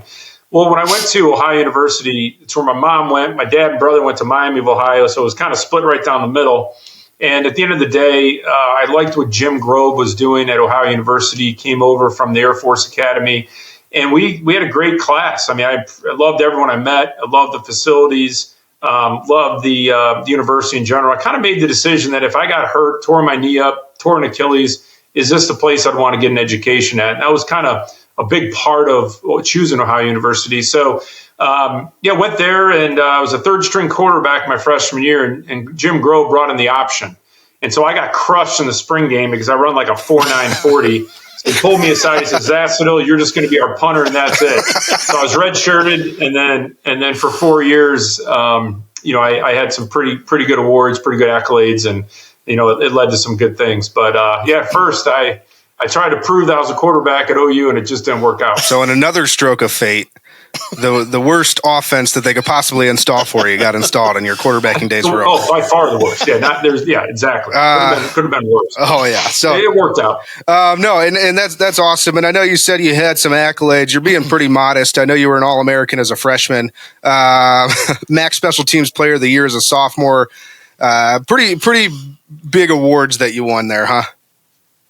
Yeah, I always looked up to a guy named Brad Maynard. Brad Maynard punted about 17 years for the Bears, and he went to Ball State. And so our recruiting coordinator was a guy named Ray McCartney. And Ray always talked about, as times at Ball State, this Brad Maynard guy, who I think was the only punter ever to get Defensive Player of the Year in a conference. So he'd show me some tape, and I remember going through it saying, I kind of want to become the best punter in Mid-American Conference history. And I took on that challenge, even though Maynard had some unbelievable, awards and some stats behind him. And who knows how that ever ended up, but he kind of motivated me to be a great great punter. And I took it very serious. Sometimes you wish you could go back and realize that maybe going to the bar one night during the week wasn't good for practice. But at the end of the day, I matured as I got older, worked out really hard, and then good things came from it. But I really enjoyed our time at the MAC. So at what point did you kind of realize that you had the leg an NFL leg. Obviously you started in high school there, booting it over the trees, but like, what was the moment, or was there a mentor or a coach that kind of was like, hey, you have what it takes? Yeah, probably one moment that always sticks out to me is we were playing Wisconsin, my redshirt freshman year at Wisconsin, and we didn't have a chance to win.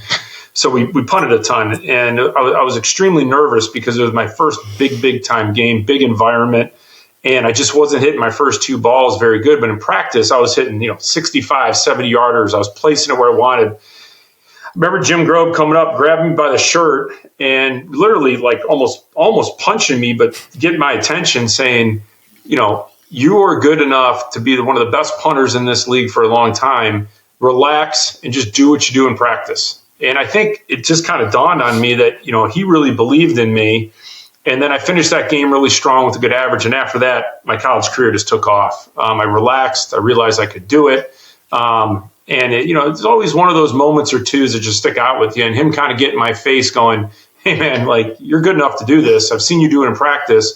Just pretend we're at practice. And then things changed for the better. And, I started really, really booming the ball after that. It's phenomenal. Yeah, it's awesome. I think we all have a moment with a coach, even if we didn't go on to do greater things, where we're like, it just really sticks out as a leadership moment that helped you along the way.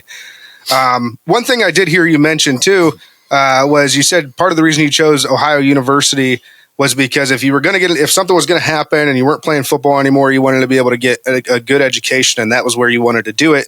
You are a double major in finance and marketing, correct?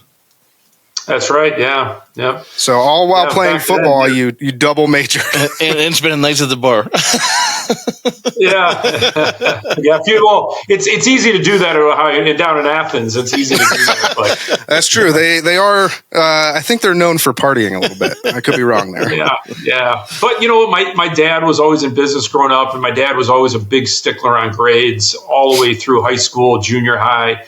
And, I would say, in all honesty, my brother and my dad were those very analytical. They see something, they remember it forever, where I was more of, I got good grades, but I had to study. And I remember that work ethic that he kind of installed in me, really led me to get into Ohio University and say, hey, if football ends, which, there's a good chance I'm not going to play after college at the time. And that work ethic that I think he installed with me allowed me to, do the double major, take on that challenge, and realize, hey, do some internships when you can. Everything you can do to set yourself up in life. And I think that was part of the reason why I took on the double major and why I did internships and why, I'm somewhat in a pretty good career after football, was all because of having that, I guess you could say father figure installing that in me as a young guy. Yeah, absolutely. And I know you said there was a pretty good chance you weren't going to play after college, but in fact, you did play after college, and you were drafted by the Ravens in the 4th round in 2002. I know you spent a few years there. We're not going to focus on them because we don't really like them. We're going to talk about the Cleveland Browns, and you did come over to the Browns as a free agent in before the 2006 season. So tell us about your time with the Cleveland Browns. Well, it's funny you mentioned the Ravens, because when I got to Baltimore, it was still the same staff that was in Cleveland when they moved. I mean, the same trainer, Ernest Biner, was my running back coach. Ed Tessendorf was a trainer. Ed Carroll was. The stories about Cleveland was fantastic to me because I grew up going to Municipal State with my dad. So I'm sitting here in the Ravens facility talking about old Browns days all the time. And I don't know if it got too much, but it was kind of cool because Ozzie Newsome sometimes would talk about it. And that was kind of fun. So I told people I played for the old Browns and I played for the new Browns. So it kind of worked out. But, so before you actually talk about your time with the Browns, that you actually mentioning that, it reminded me of something. Do you have any stories about what was was there a lot of bad blood between the Ravens within their organization, towards Cleveland? Because I know obviously it's a big rivalry. We all say they took our team, so we hate them. But is it reciprocal? Do they hate us as much as we hate them over there? I don't think so. They were still somewhat of a new organization. They were just coming fresh off a Super Bowl, so the last thing on their mind was really Cleveland, right? I mean, they were focusing on how to. We became that next year and a half. I think I came there in the second year, but we became the youngest team in the history of the National Football League like that. I mean, they went from a Super Bowl to going to a super young team. Cleveland they just weren't very good. They had that good year under Butch Davis. So, I think for the Ravens, it was always Pittsburgh. I mean, that was always back then when we played them. And honestly, the Tennessee Titans, those were the big rivalries back then with, Steve McNair and Eddie George. So the focus wasn't really on Cleveland as much as Cleveland's focus was on Baltimore because of the move. But, I think, that rivalry slowly has become, a little bit more of a rivalry in the past 2 to 3 years. Yeah, for sure. But I'll tell you a funny story real quick. And I know we got to move on. But when I got to Baltimore, they were not happy they drafted a punter in the 4th round. I mean, it's like Cleveland drafted a punter in the 4th round. They're like, this guy better be Sebastian Janikowski on steroids, right? So we drafted Kent York in the 4th round. You saw how that worked out.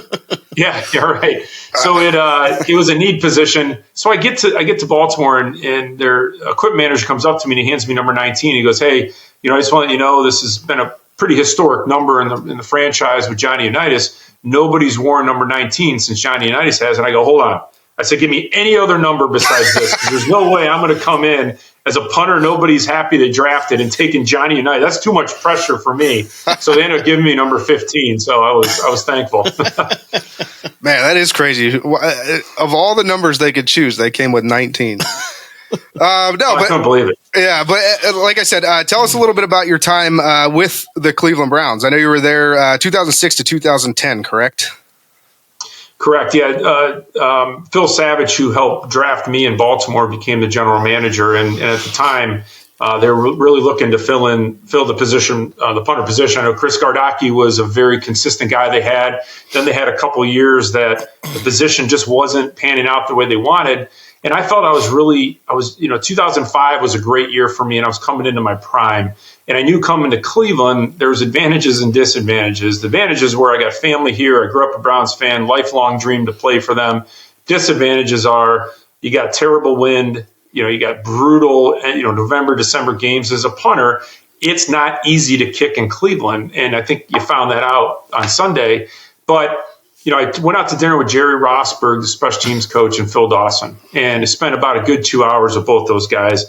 And Baltimore is doing everything they could to re-sign me. And Phil's like, no, we want you to come back to Cleveland. At the end of the day, you're making the decision on, I got an organization for 4 years, treated me very well, brought me in the league, took a chance on me, but it's home, And I think for me, it came back and going, I want to fulfill a lifelong dream, but it wasn't an easy decision because you're leaving a team that really got you in the NFL, believed in you, and that was a hard decision. But got to Cleveland, Romeo Crennel was the coach.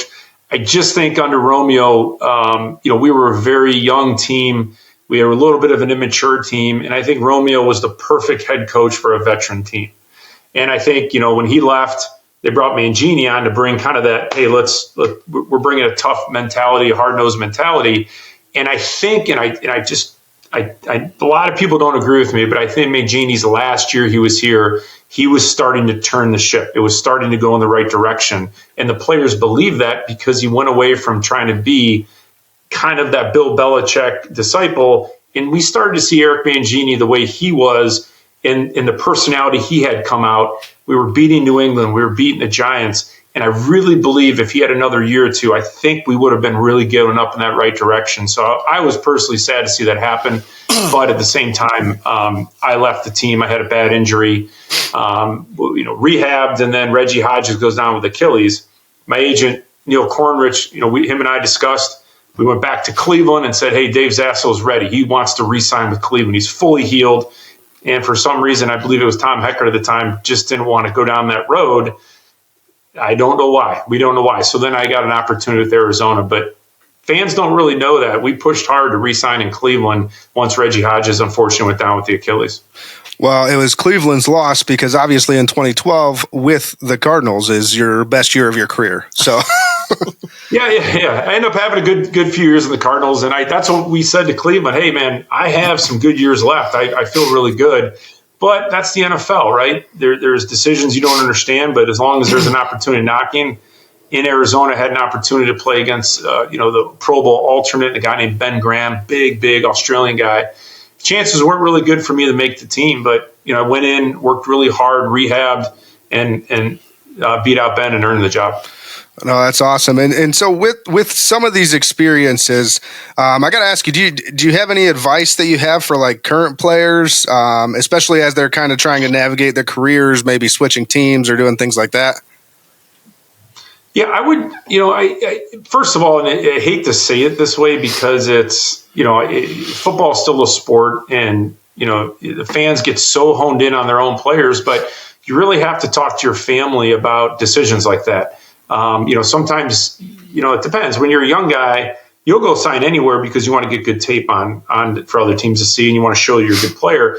And if the opportunity presents itself with that position opening, you have a good chance to make a dent as a player in the league and get on film. The other side of that thing is too, as you get older, you have family, you have kids that start getting in school districts, and it's hard to keep moving them around. If the wife's happy, they like the school system, they started making friends. So I think it just depends on what stage you are in your career that helps make those decisions. But at the end of the day, guys, unfortunately, we don't play this game very long. So, when you see guys holding out for the money, you see guys not taking a hometown discount, a lot of times I don't blame them because, most of these guys were out of this league in 5, 6, 7 years. And you miss that first 5, 7, 8 years of getting experience in the real world. So you're already behind the 8 ball. So the most money you can save, put away, and invest, it's a big advice I have for those guys. And I see so many guys blowing their money, and they don't realize it till they're out of the league how big of a mistake that was. Yeah, no, great advice there. I do know there are a lot of horror stories out there about guys that were big names in the NFL that are dead broke now and have no money to do anything with. So, Dave, let me ask you. So, I mean, you're a punter, so obviously you kind of know your place in the order of football. Did you ever envision being kind of the fan favorite that you were, just being a specialist? I mean, it's receivers and quarterbacks get all the accolades, but like everybody in Cleveland still loves Dave Zasset. Like your name comes up, like people they light up, like, oh yeah, like those are even though they weren't good teams. I think it was because we saw a lot of you. I mean, you kicked a lot of balls for the Browns, but Dave was always booming punts. I mean, does that ever just register? Like, what are your feelings around that? Well, I think it's great. What influenced that a little bit is the fact that I was born and raised in Cleveland, or the west side of Cleveland, went to college in Ohio. I wanted to come here. I was part of that free agent class with Joe Jaravicius, with Charles Bentley, Bob Hallen, guys that were from Ohio to try to get the team to understand what it's like to really be a Cleveland Brown and influence that locker room. So I think that probably had a little bit to do with that, and that's okay with me. I'm just as big as a fan of the Browns as probably everybody in those seats in the stadium. But also, we had a lot of opportunities to punt the ball, and I think at that time with the teams we had, if Phil Dawson could make field goals, if Dave Zasset could punt them inside the 20 or change field position, it gave an average team a better opportunity to win a game. And I think fans in Cleveland understand the game of football. They understand how big special teams are. And I think that they appreciated the work that Phil and I did. I just wish I could have done it a little bit longer. And I didn't even learn that end-over-end pooch kick until I got to Arizona. So I wish I had that in my repertoire in Cleveland. I think I would have been a lot more dangerous and a little bit more effective than I was. That's just a scary thought because you're still pretty damn effective. But that once you learn that end over end Aussie kick, I mean, it's like no different than in golf. You start getting around, the 40-yard line, you know how hard to hit it, and most of the time it's going to spin backwards at the 7-8 yard line. And man, once I learned that, I had that down pat, and I was like, man, if I had that in Cleveland, I think I would have been even better than some of the fans think I was. And totally fair. But again, I mean, we were incredible the time you were here. But other question I had too is just from your perspective, what separates some of the better specialists from the ones that just don't have it? So I think in Cleveland, we've seen a lot of punters come through that have been here a year or two or replaced kind of interchangeably, whereas you kind of had decent stints everywhere you went. I mean, you were there for 4 or 5 years and had a nice long career kicking the ball. What's the difference between the better specialists and the ones that are kind of transient out there that can't find a place? That's a good question. I think the biggest thing is consistency. You have to be consistent. you'd have guys that come in the league that had some of the biggest legs I've ever seen, but, they'd hit a bomb, they'd hit a great kick, they missed 2. Hit a great kick, missed 2. And the ones that stayed around a long time, the guys that I grew up watching, like the Craig Hendricks of the world, I love Shane Leckler, Pat McAfee when he was punting was very consistent, had great legs. But you're always going to look back at your career and always wish that you're always hard on yourself. So I always thought I could be more consistent than I was. And in a lot of times I thought I could be better than I was. But at the same time, there's a lot of conditions that come into play of where I've kicked. Baltimore, Cleveland, for my first 8-9 years was, you had a lot of tough weather half the year that you had to really try to drive that ball, place it a little different, lower the drop because of the wind in your face and the crosswinds, because you're playing in the AFC North. So it changes a lot, but I do think today's punters, for some reason, I watch football all the time. They're big, they're strong, they're consistent. And I just think that's just the evolution of the game of, guys really working on their craft. And I think when you're younger now, even in high school, because I see my own kids in high school and in junior high, there's so many more avenues now for kids to get better and start these things at an earlier age. I just punted because no one else could do it. I always want to be a quarterback, but now you got kids that are doing just kicking, football, punting camps, long snapping camps, and that's all they're doing. And it's good to see because the game's evolving, the position's evolving. Now you got guys doing different types of drops on their punt, knuckleball kicks. It's just really, really evolved more than the average fan would think because they don't really pay attention to those things. They just want to see wins and losses. But it's amazing how much kids these days have an opportunity to excel at something than when we were younger. For sure. Yeah. No, and kind of wrapping up with your time in Cleveland here, I know spending time with the franchise, it's more than just playing football. You become really close with your teammates, really close with your community. With that in mind, do you have a favorite off-the-field memory from your time in Cleveland? I got a couple, but it wouldn't be appropriate for the show. Do you have any PG-rated ones? Say, yeah. No, it was nice because we had a really good group of younger core guys. Joe Thomas lived in Westlake. He'd always have us in his backyard. He'd have college football on some days. On Mondays when we had day off, we'd be in his backyard on cookouts. We'd be playing everything from cornhole to, some fun drinking games, just some fun things to do on your day off. And I think at the end of the day, it was those memories of building team camaraderie. We had really fun Halloween events where everybody come dress up. You kind of meet there and try to see who had the fun costume. But at the end of the day, the off the field things that we did is, dinners as a group. Like I said, Joe's parties, Halloween parties, those are really where you're like, listen, instead of being on the field all the time, coaches yelling at you, guys pointing fingers sometimes, that's really where a team comes together is when they build those kind of relationships and camaraderie off the field. My curiosity about Joe Thomas's Halloween parties keeps growing. Is continuing to grow because we've heard you're like the 6th or 7th person that we've heard talk about Joe Thomas's Halloween parties. They do it out there. Yeah, I can promise you nothing ever got out of hand, but it was really fun. Joe was just a big, he's a great teammate because he was always laughing, always joking around, always having a good time. And when Halloween came around for a personality like that, it was perfect for him to get those things coordinated and hosted. For sure. No, that's awesome. I know you mentioned the dinners with the team and the group too. Do you have do you guys have a favorite place downtown that was like your normal spot, or did you kind of bounce around all the different places? We bounced around a lot. A lot of times, we'd always go to Hyde Park in Westlake after the game. They kind of keep Sundays open for us a little bit late when people left, which was kind of nice. But it was kind of cool because Hyde Park, they would have certain, if you have or have not been there, they got a menu, and it's not a place you go to every night. It's actually kind of almost a date night place, but it was kind of confined. We got this little bar area, and they had, names of former players on their menu, and they treated us very, very well. We had some events there, and the general manager always treated us well, but it was very private. We could kind of stick to ourselves, and we wanted to be private, especially after we lost. We don't want to be around people after we lost, so they kind of kept that good for us. But we would bounce around, but that was probably our go-to place back then. Nice. So I got to say, obviously, fantastic career for you. Special teams, as we've mentioned, is often overlooked, but we really appreciate everything you did to try and make the game easier for the other units while you were here in Cleveland. But I do know for most guys, they get sort of this whole second life after football. So can you tell us what you're up to today? Are you involved with any charities? Are you involved with the game still? What do you got going on?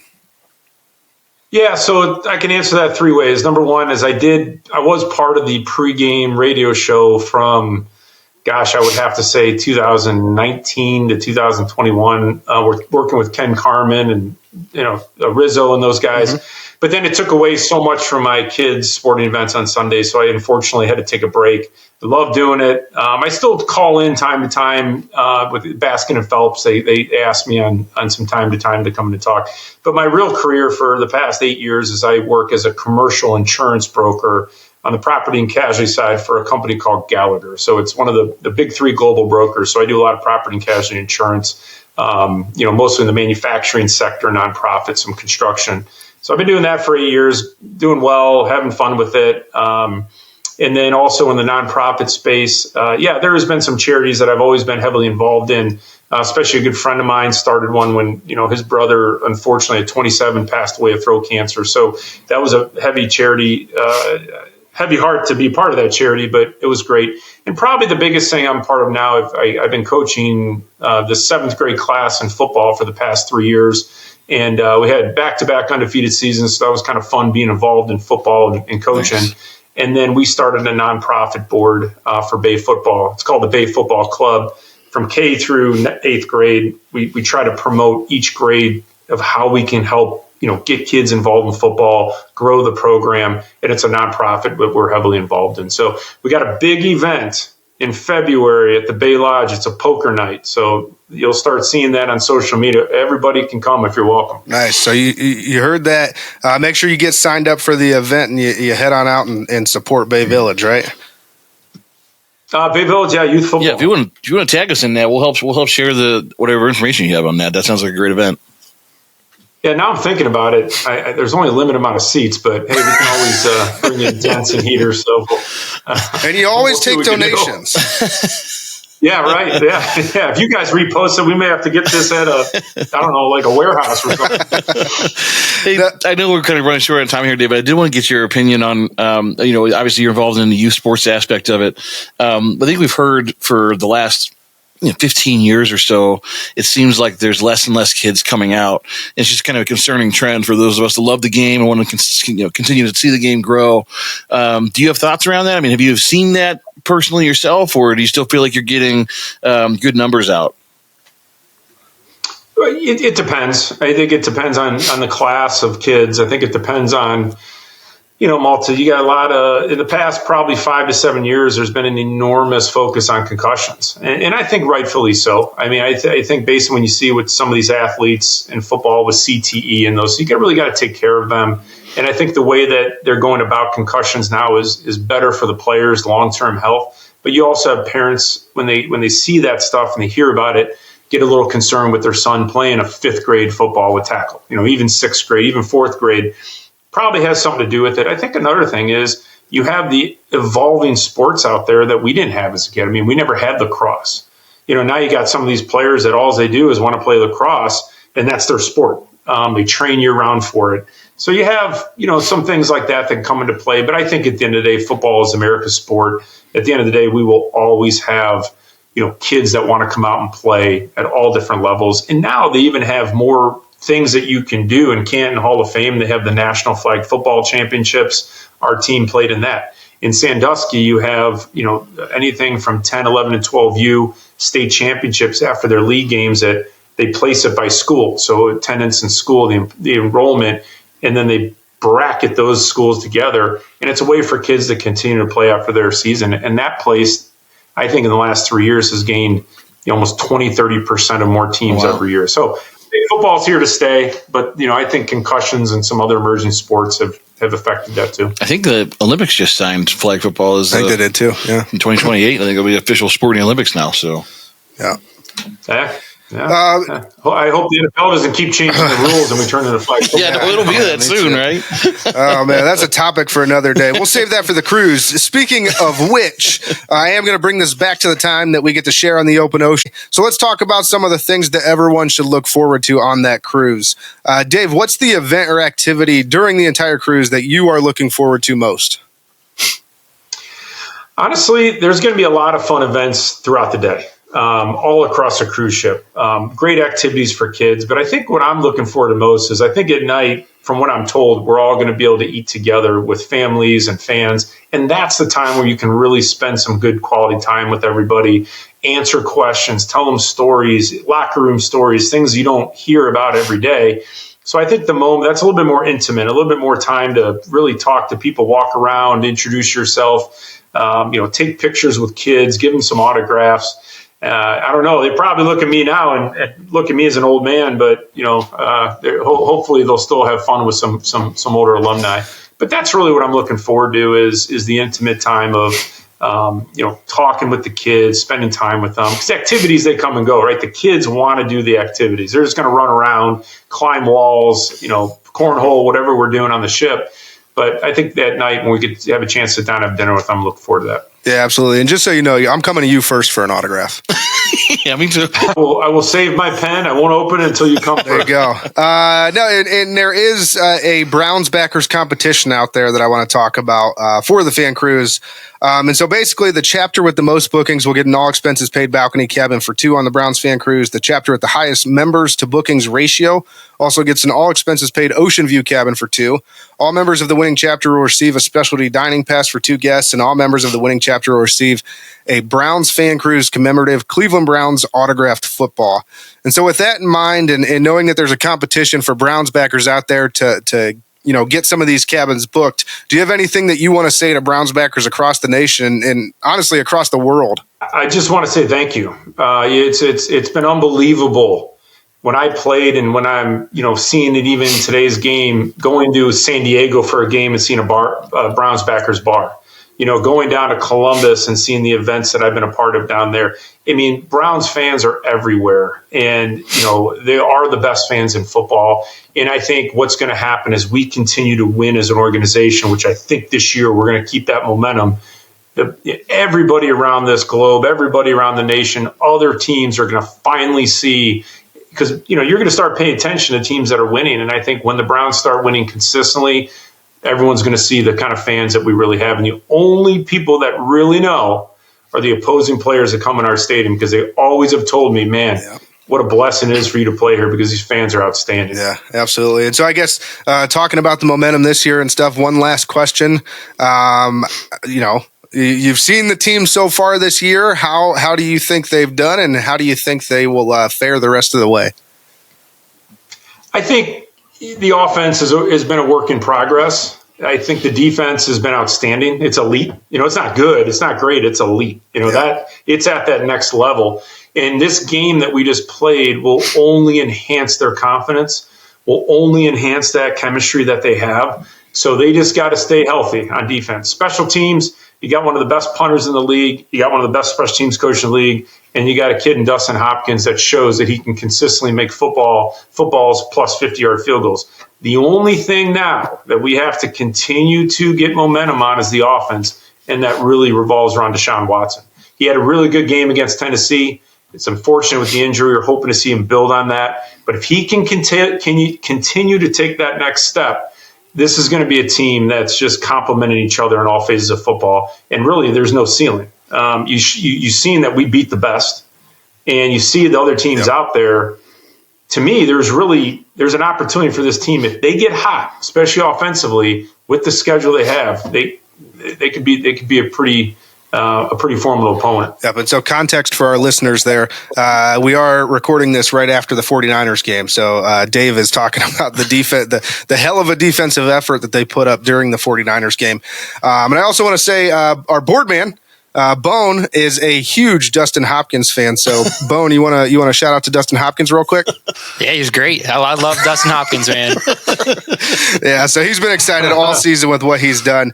But no, Dave, we really appreciate the time that you've spent with us here. And we're looking forward to doing it again on the cruise. We will be I'm sure we'll have an interview with you again while we're actually on the cruise, catching up with you and hearing some stories about your time on the ship. So, again, really appreciate it. Thanks for being with us. Yep. Thanks so much. Thanks, guys, for having me on. I appreciate everything you guys do, too. You're getting these fans an opportunity to really see what it's all about, hear from the players. And I know it takes a lot of hard work and time. So thanks for all your guys' support, too. Yep, you're too kind. Thank you.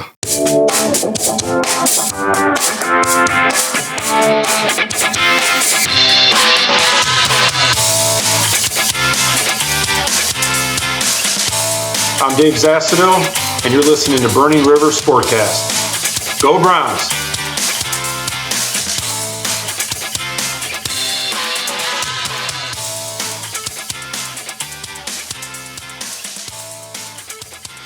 Wow. Good times talking to Dave, huh?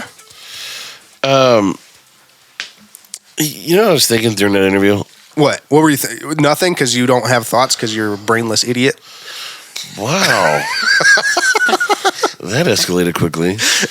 What were you thinking? Being a specialist. Bowman liked it. He thought that was funny. Being a specialist in the NFL is probably one of the only pro careers, at least in the NFL, that kind of you can do something with afterward. Everybody gets slower, everybody gets fatter, everybody gets less strong. But if you could kick a ball 60 yards, you could kick a lot of things 60 yards. Are you saying he could have a career after this? What can you kick 60 yards? I just think you would always be the guy that has party games. Hey, it's 4th of July. Let's go watch Dave kick cans. Do you think that's what he does now? No, I would. I don't think that's what he does. He's, I was going to say, I really like the fact that he's just still living in Northeast Ohio, kind of running a business, raising a family, and you went with, he's out there kicking cans. I'm just saying. So you can probably kick things really far. Can you imagine that guy at the family reunion kickball game? Oh man, he's getting picked first every time. It's got to be one of these things, right? He's either a professional kickball player now. He runs his own business, which I think is what he told us, or at least helps run his own business, or like Kenny thinks he's just out there kicking cans. I was just saying, I think he can probably kick a lot of things really far, and it would be a cool party trick. That's actually what I thought coming out of the interview. I bet Dave Zastadil could kick a can so far, probably further than anybody I know. Look, here's the thing. I would just say this. Most people's favorite player is not the punter, but Dave is just one of those charismatic guys that it was awesome. It doesn't matter what position Dave played. Yeah. Dave's a likable guy. He is. I could talk about Dave all day, but this will take us to the Week 9 preview.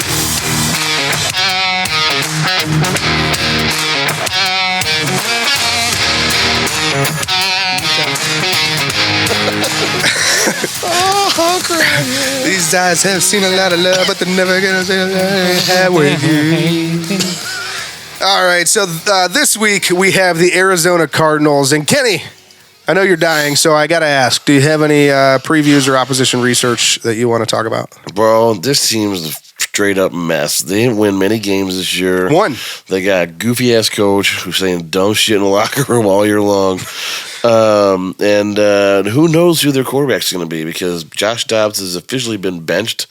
Not sure whether we're going to see Kyler or not. Gannon was kind of indecisive about that so far this week. And if he's not to play, it'll be some fella named Clayton Tune. So, cool. Yeah, outside of that, this team's just not very good. So. Well, and to piggyback off of that, one of my position matchups I had here, it was the Browns front seven versus Josh Dawgs. And one of the things I highlighted was Josh Dawgs knows Cleveland. So even though I think that the front seven should take it to him, you can't sleep on the knowledge that he has of the Cleveland Browns. But that's apparently out the window. This is a perfect week to bench Josh Dawgs if you're the Arizona coach. What an idiot that guy is. What an idiot. But no, regardless of who it is, Kyler Murray coming off an injury, whoever this Tune guy that you said was possibly playing.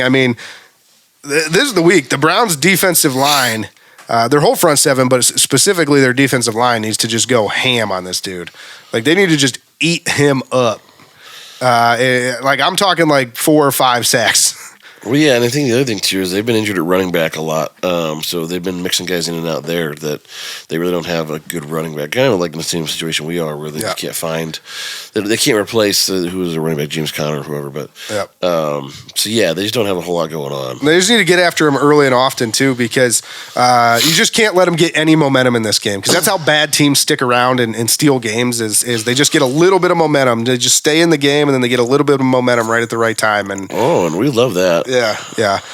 Next matchup I had was Browns running backs versus Arizona's D.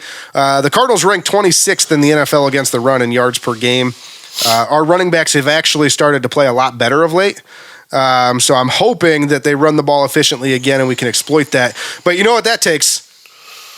Kevin Stefanik has to run the damn ball. Yes. So I hope that Kevin Stefanik does the right thing. You play, especially if you're playing with XFL again, let the running backs run the ball.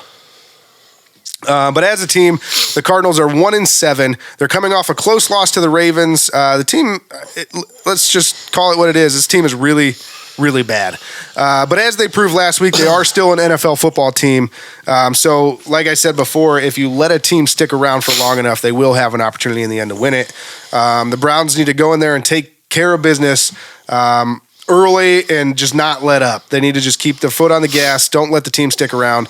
And if we want any shot at making the playoffs, you can't lose these types of games. Like, this is a game, like, in my opinion, even though it's not really a big game in general, it's a must-win game for the Cleveland Browns. Like, you have to win this game. If you have any aspiration to do anything this year, it's a must-win game, sure.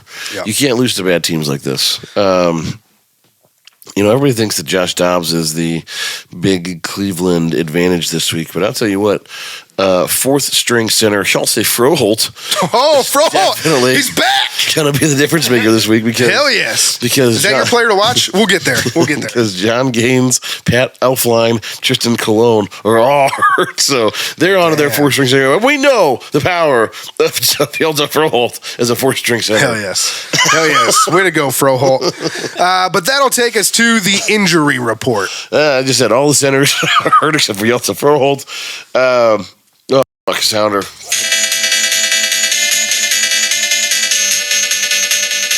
You really stole your own thunder on this one, didn't you? I did, yeah. All right. Say it again. All the centers are hurt. Except for Froholt. Do we know what's going on with Deshaun Watson yet? No, no one knows. So we'll start with the Cleveland Browns. Oh, great. We're starting with, this is not what I do each week. With the Cleveland Browns. I was just kidding. You're going to start with Arizona. Yeah, I'm going to start with Arizona. Obviously, Kyler Murray is the big question mark because if he's healthy enough to play, he would be a difference maker in this game. But it looks like we're going to see Clayton Tune. James Conner's on the IR. Whose name's Clayton Tune? He is 6'3" and 220 pounds, so he's a big dude. He's a big tune. Bones got that in his pants. They're likely to have Amari DeMercado as their starting running back coming into this week. Their wide receivers are relatively healthy, but their line's a little bit beat up. Like I said, all the centers are gone. Left guard's got some issues there. Elijah Wilkinson's on IR. So as banged up as the Cleveland Browns are, you're telling me they're way worse. They're in rough shape too. They've got two linebackers on IR and another end and another linebacker that were out last week. So feels bad. Yeah, it's not good. That's for sure. Where'd my notes go? Sorry, I broke myself. He broke himself. Yeah, Kevin Strong, Greg Dortch, and Chris Barnes. Those are the big ones that missed this week. So what do the Browns got going on? I mean, obviously Deshaun Watson is the nobody knows what's going on. No one knows what happens there. We're surprised to see Jerome Ford play this weekend. He's listed as doubtful already. Marquise Goodwin must have tweaked that ankle a little bit. Marquise Goodwin is listed as questionable this early in the week as well. David Njoku still listed as questionable from his burns, and we expect him to play though. He's played the last few weeks. About takes care of the offense and the defense. Again, relatively healthy. The only one that is even listed is Sione Takitaki as questionable. So otherwise, the defense is still in pretty good shape. So with that, before we get into our picks for King of the North, Bone Man, we'll start with you. Who is your player to watch in this game? All right, I've been thinking about this. I'm going to go Amari Cooper. I feel like he is the only wide receiver in our team that can get open. I think it's not a good trait to have as a team. Well, they just get him the ball. Yep. And if it's PJ Walker throwing again, he seems to have a connection with them. One way or another, he's been getting Amari the ball. So stick with that early and often. Nice. Kenny, what do you got? Who do you got? Let's go Juan Thornhill this week. Actually, I just think I almost went with Juan. I just think he's been playing really well of late, but he's kind of been like under the radar because he hasn't been like the top defender. I feel like it's one of these games. He's just one more piece of a super solid defense. I feel like it's one of those games where, especially against a young quarterback, like he could have a pick six and really change the outcome of the game. Might be able to roam a little bit, jump some routes, and even if he doesn't, he'll still have like 7 or 8 tackles because he's just been like all over the place. That's fair. And I'm going to go with Pierre Strong. It seems like he's been close the last couple of games to really my number 2 to really breaking one. I think he starts getting more touches in this. I saw the last game. It seemed like the coaches were trying to get him involved a little bit more. So I think he continues to build on that. And he showed flashes. Yeah, and he actually is a threat in the passing game too. Faster. Because I don't know if you know, he was the fastest running back in his draft class. He ran a 4.37, I think is what it was. He was super fast. So fast. And so I like him to I think he's going to score a big touchdown in this game. That's going to kind of maybe ice the game or something along those lines. Or even if it's early, it's like at a point where it's like, okay, we're really running away with this thing now. So I think Pierre Strong's going to show up in a big way. That's my guy. But that'll take us to the King of the North.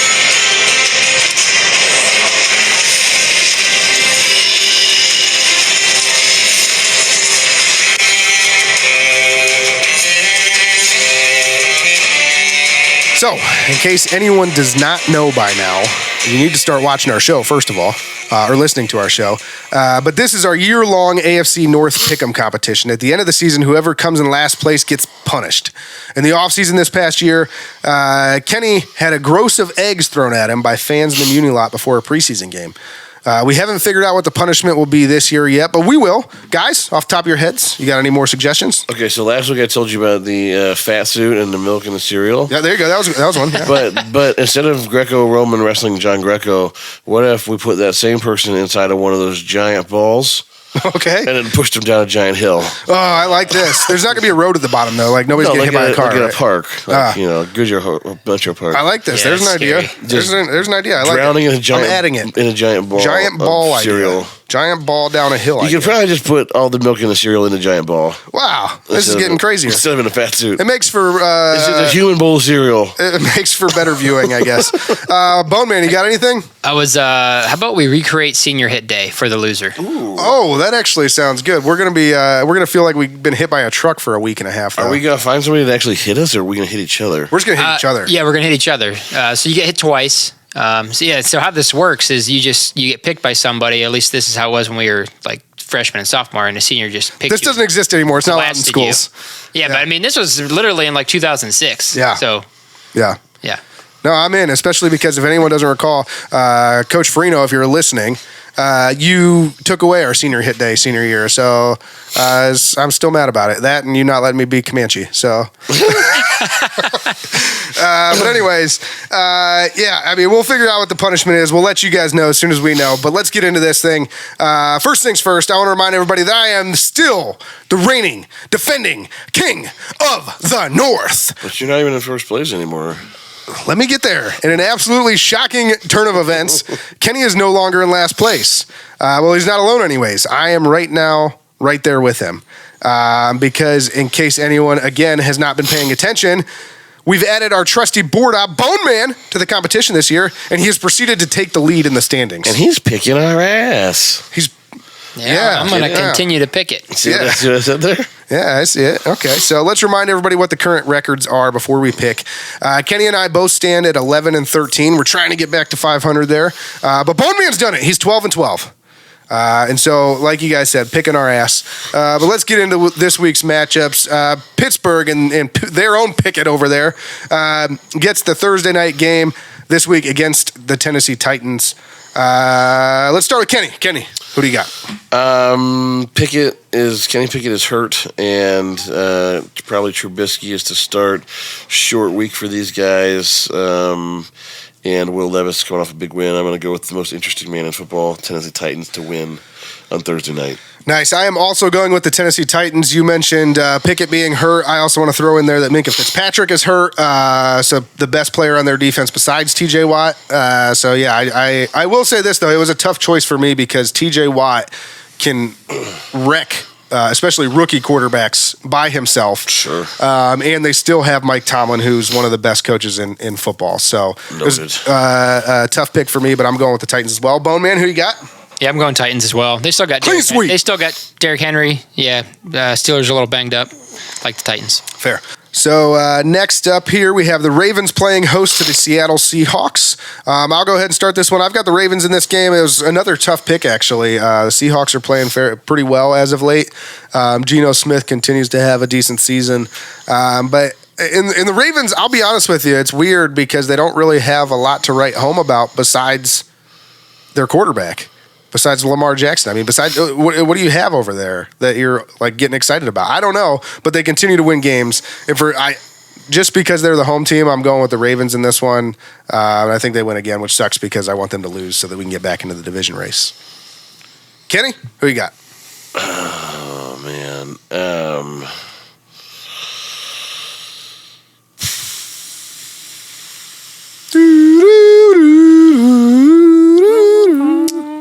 This is in Baltimore, this game? Yes. I'm going to go Seahawks. This team clearly. That's what I said. This was a tough one to pick. This team clearly just beat us. I think we're a better matchup than the Browns. We're a better matchup than the Ravens are. I just think that there's not a lot outside of Lamar going on over there right now in their defense, but I think Geno can play with them because he played with us. Fair. Bowman, who you got? I'm going to go Ravens, just simply because they're home. Yep. That was kind of, that was the tipping point for me, too, was I had them basically dead even, and I was like, but the Ravens are home, so I guess I'll go with them. Next up here, though, Cincinnati hosts the Sunday night game against the Bills. Another tough matchup here. Mm-hmm. The Bengals have played very well of late. So, Bone Man, I'll let you go ahead and start this one off, though. I'm going Bills. I think Josh Allen will have a big night, and I really want to see Cincinnati lose. Fair. Kenny, what do you got? What was the poor kid that had the cardiac arrest last year in the field? You have his jersey, man. And I can't think of his name right now. I'm sick. What's his name? Damar Hamlin. Damar Hamlin. I think this is an emotional game for both teams because of that. That's who was playing. They were playing on Sunday night, if I'm not mistaken. And, it was a primetime game that... might have been Monday night. I think it was Monday night. And so I think that weighs heavy on all these guys, and I think that the Bills win this game because it's one of those, win one for the Gipper moments. Okay, I like that. Again, this was kind of a coin toss for me, but the fact that Cincinnati's playing at home and the fact that Joe Burrow finally looks like Joe Burrow again. He looks like that calf has completely healed. I don't know if you saw him get out of the play this past weekend where he got out of the sack 3 times in one play and then threw a dart for a first down, but it was wild. I get out of the sack every night, and I'm not supposed to. Okay, well, with all that being said, I'm going to take the Bengals in this one, so I differ from you guys. F you. Yeah. Which will lead to the Cleveland Browns playing host to the Arizona Cardinals. I will go ahead and take this one first. Look, Arizona's really bad. They're not a good team. Nobody knows who their quarterback's going to be, even if it's Kyler Murray. I don't even know that that's an upgrade. First of all, I don't think Kyler Murray's a very good quarterback at all. And second, he's coming off a huge injury, so who knows what he's going to do. He's just now getting back with the team and taking first-team reps. So I got Cleveland winning it pretty easy, 24-10. Bowman, who do you got? I also got Cleveland, and I just feel like we're the better team. I really feel like our defense is going to show up big this week. And I'm going to go back to teams not scoring touchdowns against us. So I'm going to go Cleveland 17, Arizona 6. I like it. Way. 2 field goals there, not a missed extra point. Is that your score, Kenny? I also have Cleveland 17-6. So our tiebreaker does nothing. Not that the tiebreaker actually does anything. We've never really talked about that on King of the North. We give scores; they don't mean anything. This is King of the North, where the points don't matter and the scores are made up. I don't know, but. Yeah, I mean that was my score going in. So I just feel like this offense with Clayton Tune or Josh Dobbs is no match for the Browns defense. And if Kyler has not played football in like 2 years. He's kind of got like the Deshaun Watson thing going on. So I don't see that offense scoring a lot of points. I also don't see our offense scoring a lot of points. So I wouldn't also be surprised if it was like a 12-6 game. But to make the math work, I'm going to go with the easy math and do 17-6. Fair. So that's our picks for this week. We'll see how this thing shakes out. Hopefully I'm back on top next week. But that will take us to the Burning River Sportscast Hot Take Hotline. Don't forget to call and leave your hot takes on the Hot Take Hotline. Remember, these are hot takes. We want hot takes. We want hot takes. We want hot takes. 330-227-8080. 330-227-8080. Call now. Operators are not standing by. Gosh, I just want to let Bone Man do this every single time. I love it. This is great. It's just so much better when he does it. I love it. I just sit here and I'm amazed by his radio voice. But don't forget to check out our gear. That's at www.thetappinmedia.com/shop. Click show specific, click Burning River Sportscast, and there's all our shit. But that'll do it for us. Kenny, what can we expect next week? What can we expect next week? Hopefully I'm feeling a lot better is the first most important thing so that y'all can actually hear me next week. But we will sound like a bitch. Recap the game against the Cardinals in which we will probably play down to and find a way to lose to. And then we will preview a huge Browns Week 10 matchup against arch rival and the most hated Baltimore Ravens, the original Browns. And then we will also pick up another interview with the Browns backers chapter. I'm even surprised that Baltimore has Browns backers chapters out there because that place. It's kind of like Pittsburgh. It's tough sledding out there. Yeah, but I found one. Well, hopefully they come, pack and heat because that's the Browns backers of Baltimore City. In case anyone was wondering. Yeah, that could get ugly. And then another interview with another Browns alumni who will be joining us on the fan cruise in March of 2024, Mr. Ben Davis. That's going to be a good one.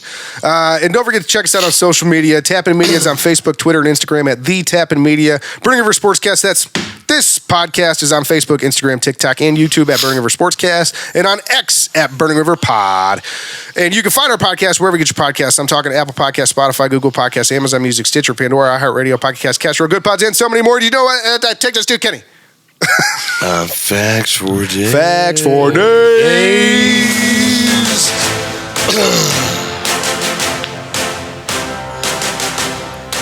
Zach picked it up. I know. I should just let Zach do his facts for days. Nice. What do you got for me, man? Facts for days. I want to know what you got. We're going to talk about animal husbandry this week. Oh, one of my favorite topics. The horned lizard is able to shoot blood from its own eyes up to a distance of 3 feet away. But why? This rather bizarre and disgusting act is a defense mechanism to confuse predators. I would be confused. I would be damn confused. Their blood also contains Why did this thing just explode at me? Their blood contains a chemical that is noxious to predators. For those who aren't paying attention, that's poisonous. And this isn't its only trick. Short-horned lizards are also capable of inflating their bodies up to twice their size to scare something else away. Incredible. You know who else is noxious? You're noxious. Thank you. Number 2, roosters.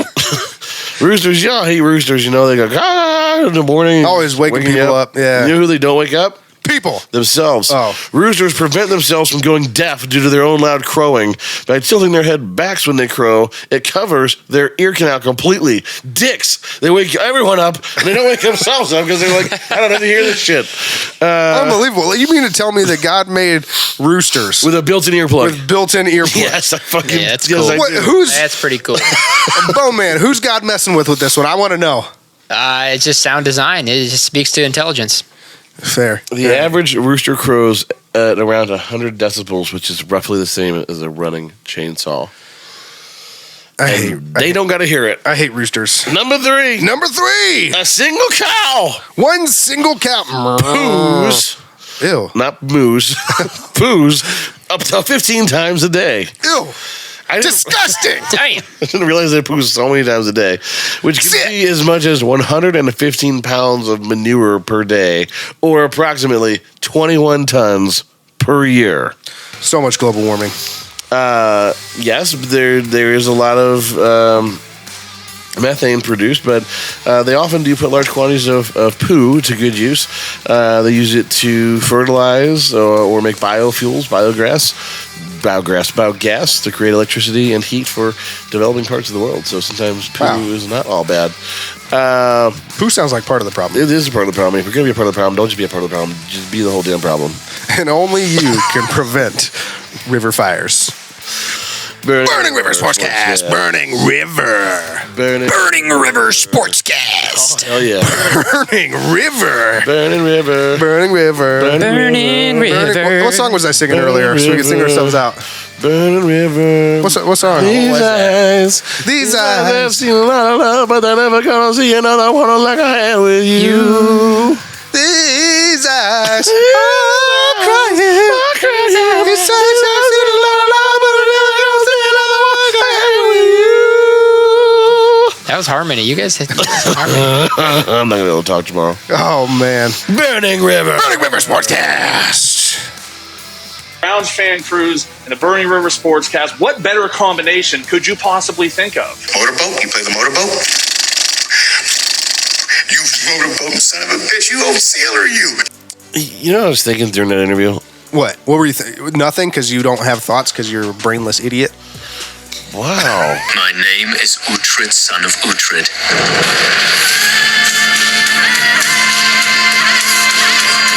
But I think at the end of the day, football is America's sport. At the end of the day, we will always have, kids that want to come out and play at all different levels. And now they even have more things that you can do. By the way, I want my foreskin back. Listen, you can touch me all the time. I think it was the Rocky Horror Picture Show that she said, touch me, touch me, touch me. So that's basically, I'm going to get a shirt that says, touch me. Yeah, it might not. It's not going to say "feel me." It's going to just say "touch me." The other one, the finger eating food fingers. Browns fans are everywhere, and they are the best fans in football. And I think what's going to happen is we continue to win as an organization, which I think this year we're going to keep that momentum. Everybody around this globe, everybody around the nation, other teams are going to finally see.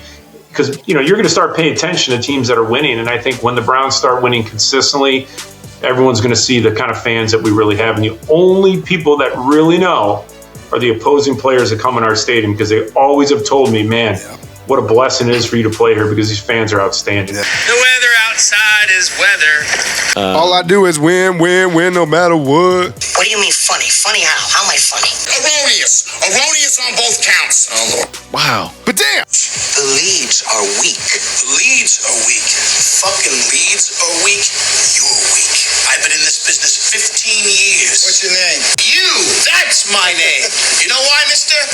Because you drove a Hyundai to get here tonight. I drove an $80,000 BMW. That's my name. Where's Logo Girl when you need her? I desperately want to make love to a... This cheese We girl. need Cheese Girl now. Oh man. We need Cheese Girl now. Eating We that need much Cheese Girl now. Eating that We much need cheese. Cheese Girl now. Who's canceled now? Who's canceled now? Probably me. You making fun of fat people? I'm not. Just you. We're a whole race, basically. Down goes Anderson! Down goes Anderson! No way. You just finger bang their salad. You first get shocked, and then you get the shocker. Hey, you like to see homos naked? That's cool, man. Whatever. No. Brilliant.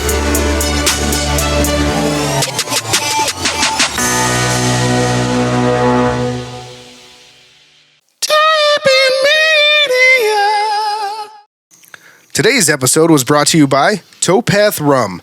Towpath Rum, silver rum made from the highest grade molasses. Distilled 3 times in a copper pot still, this rum is designed to be the backbone of a great cocktail. So good you can drink it by itself. Available locally in Northeast Ohio and online in 44 states. Towpath Rum. Hey Browns fans, this is your chance to join the company of some of the Browns' all-time greats on the first ever Browns fan cruise. Picture this. For 5 unforgettable days, you're sailing across the beautiful Caribbean Sea, reliving the Browns' greatest moments, getting autographs, snapping photos, and celebrating on the beach with your favorite Browns alumni, like Josh Cribbs, Webster Slaughter, Eric Metcalf, and a dozen others. Book now and take advantage of our easy, budget-friendly payment plans on this once-in-a-lifetime, all-inclusive cruise adventure.